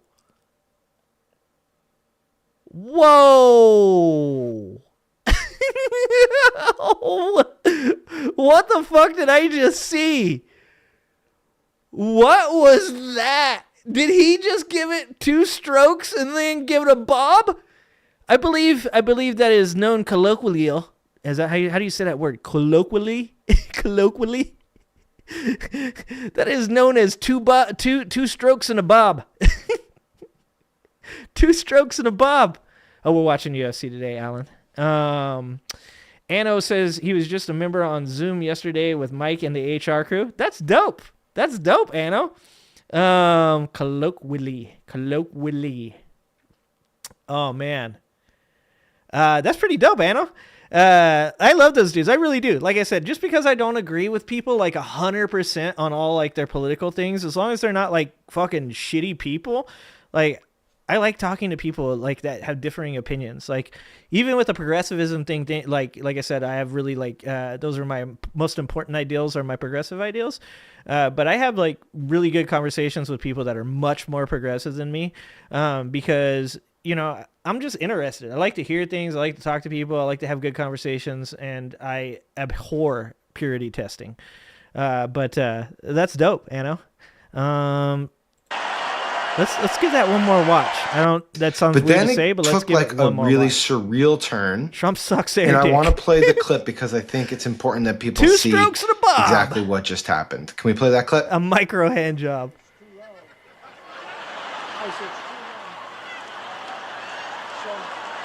What the fuck? What the fuck, dude? Why are they cheering that? Dude, if Barack Obama did that, there would be endless articles. Barack Obama secretly gay. Michelle Obama secretly a man. Colloquially. We should change the name of my show to Educating a Trailer Park Ginger. I think we're gonna have to change the name to that. Way too low. Yeah. Way too low. So I walk in, I said, shit, there's nothing worse than I walk in like this and did you notice? I was bending over like this. Hello. And then everybody says, is there something wrong with his back? What the hell is wrong with that guy? Okay. Yeah, I think people are asking if there's something wrong with his mind. Because I just gotta be clear. Looks like the internet has exploded with this. Yeah. It's trending. Everyone just assumes he's doing a blowjob on the microphone. Let's just be clear about it. It's trending. Trump is going down. It's trending on Twitter. Let's be honest, though. This isn't the first time. Because we always talk about his special dance move. Looks like he's jerking two dudes off. It's like he's so happy. I like when he does the front and then the sides. I like when he's like, it's like full on gangbang dancing. When he's like that is the best. This is not, I'm telling you, it's just all projection. It's just all projection. Anno says, Mike and I are socialists. I believe shared ethics is greater bond than identical ideology.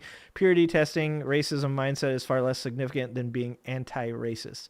Yeah. Like that's pretty much that's pretty much how I am as well. Like, and I think that's why I've really enjoyed doing YouTube, is because for so long, and my wife will tell you this, I felt like I couldn't have conversations with people about things that were like more complex, because just the people that, like, for the most part, that I know nowadays, they're all like people that work all the time. For the most part, we just talk about our jobs. And when you try and get people into certain conversations that are a little bit more like complicated or complex, a little bit more like highbrow, I guess. I don't, want to be fucking trying to be an elitist, but a little more highbrow. So many people just don't, it's exhausting for them. They don't like to. So I really like watching Mike and those guys because of the fact that I do like watching people have good conversations that are also at times really funny and lighthearted and don't take themselves like 1,000% seriously, because I've had such a hard time finding the middle ground of finding people that can joke about stuff and also still talk about like really intellectual things that are like, important. And so I really enjoy those conversations. They're really fun to watch. The top of the Drudge Report, Cheyenne. we'll put Sorry, it up Cheyenne. for you guys. Blowing it. Trump simulates oral sex on stage. I had Democrats texting me saying, I always knew that this election would have a happy ending. I mean, we're at the last days of the election. Everyone's getting a little bit loopy, but like, what the hell is going on? I like that. We're all at the end of the election. Everybody's getting a little bit loopy. It's like when it's the end of the show right now. It's like when you've been doing it for too long and you start to feel kind of fucking goofy and you're like a little like mentally exhausted. The entire nation is at that point right now. I'm here. Well, that's a good question. So Paul says he's a lifelong socialist and proud of it. Do you know the weirdest thing about me? I mean, I'm not going to tell you the weirdest thing about me. The weirdest thing about me politically is that forever I was like very anti-socialism, very anti-communism for the very reasons that I dislike other people being anti-socialism. And that's because I didn't understand what the definition of the word was. I'm like, I didn't grow up very well educated. I graduated high school, but I did drop out in my like sophomore year. And the only reason I graduated was because I had a group of teachers that would literally come to my house and homeschool me because I was not a very good kid. I did a lot of bad stuff when I was younger. I was involved in a lot of like, criminal activity, like shit that I shouldn't have been doing at the time. And I was, for the most part, constantly getting in trouble with the law. And so I wasn't very well educated when I was younger, and I've spent like the greater majority of my, later years trying to become as educated as possible to like a wide variety of things. And so like when people would say socialism, I would do what people do nowadays, and I'd automatically equate it to being communism, or I would equate that everything that has anything to do with communism is bad. And not recognizing that there's like nuance to conversations where you could say like, well, okay, do you think like, people owning like the means of production is like a bad thing? Can we have like a longer conversation on that instead of just having like a yes or no answer? Like that's where I've gotten better and better at. And I would say my values definitely lean really hard into socialism, because I think that overall, the best route for the country is to take care of each other. The best route for the country is to establish American citizens as having things that are incredibly important to them being successful, because if they're successful, you're successful. So people having a home, stability, having the right to report crimes like domestic violence and sexual assault without fearing retaliation, these really things that to me seem just like really logical, but actually end up being like conversations of whether or not people want to pay for them or not. It's like climate change, all of these things. Like, my values have definitely became much more socialist and progressive over the past decade, and specifically because of conversations with my wife and other people that are really intelligent that called me out on my bullshit, to be honest with you. I openly admit that at one point or another in my life, I would say things like, transgenderism, is a mental illness. And my wife called me on that. It was like, how can you say that? And at the time I was very oh no, 100% absolute, and over the time, I've met some really cool transgender people on YouTube. Neve, who has a channel, is a really cool person. And, getting to know people and stepping outside of my comfort zone and admitting that, I can be wrong and that I'm definitely not always right, really helped me to, improve not just my education, but just my ability to be a good human being and understand that you can be incorrect and it be okay. Anna says those laughter and intellectual discussions are intersectionally, an intersectionality of my chat style. Yeah. And I love that. I love people like that. I love people that can talk about things that are really smart intellectually, but also make a bad joke. There's a line that shouldn't be crossed, and when it is crossed, you should at least admit that you've crossed it, so you understand that you've crossed it. But I like people that can both laugh at themselves, laugh at other people, and also at the same time have a really good conversation that's productive as well.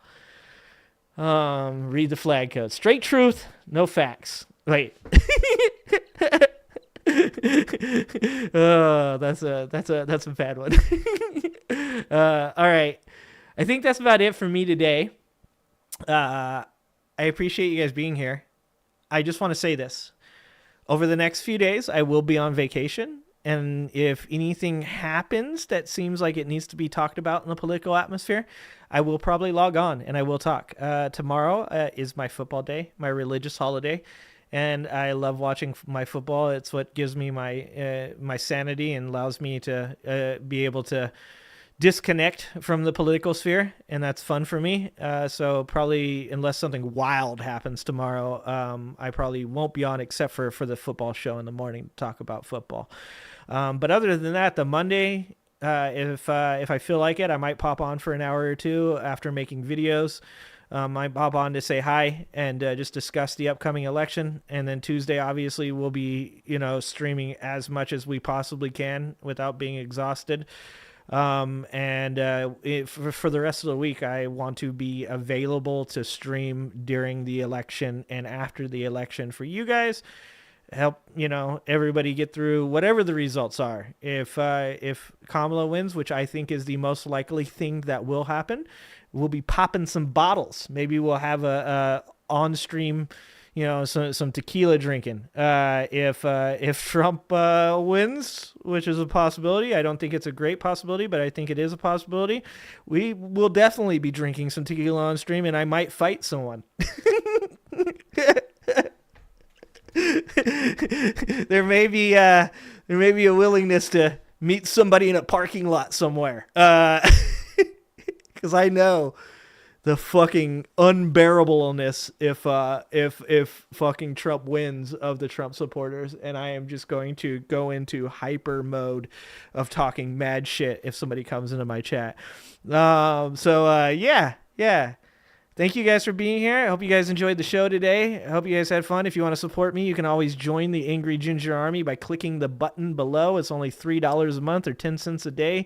Cheaper than Netflix, and it's much more entertaining. You don't have to scroll to find the show. I just hop on here and I make the jokes for you. So you can join the show by clicking the button down below. You can also super chat. I prefer that people just give memberships rather than super chat because I like seeing other people get something for the dollar. So if you would like to super chat, please keep in mind I answer most of your guys' questions without you guys super chatting. So feel free to give that money to the memberships and give people free memberships. That'd be sweet. If you can't donate to me or join my channel, support me financially, I completely understand that, and I just appreciate you for being here. The best thing you can do for me is to like my videos, comment on my videos, share the videos, and just be here. I really just appreciate you guys being here 100%. We're growing. We're almost at 21,000 subscribers, guys. That's all you guys. I ain't have shit to do with it. It's all you guys. All right, guys. I love you guys. I appreciate you guys. I'm super thankful for you being here. And I'll see you next time.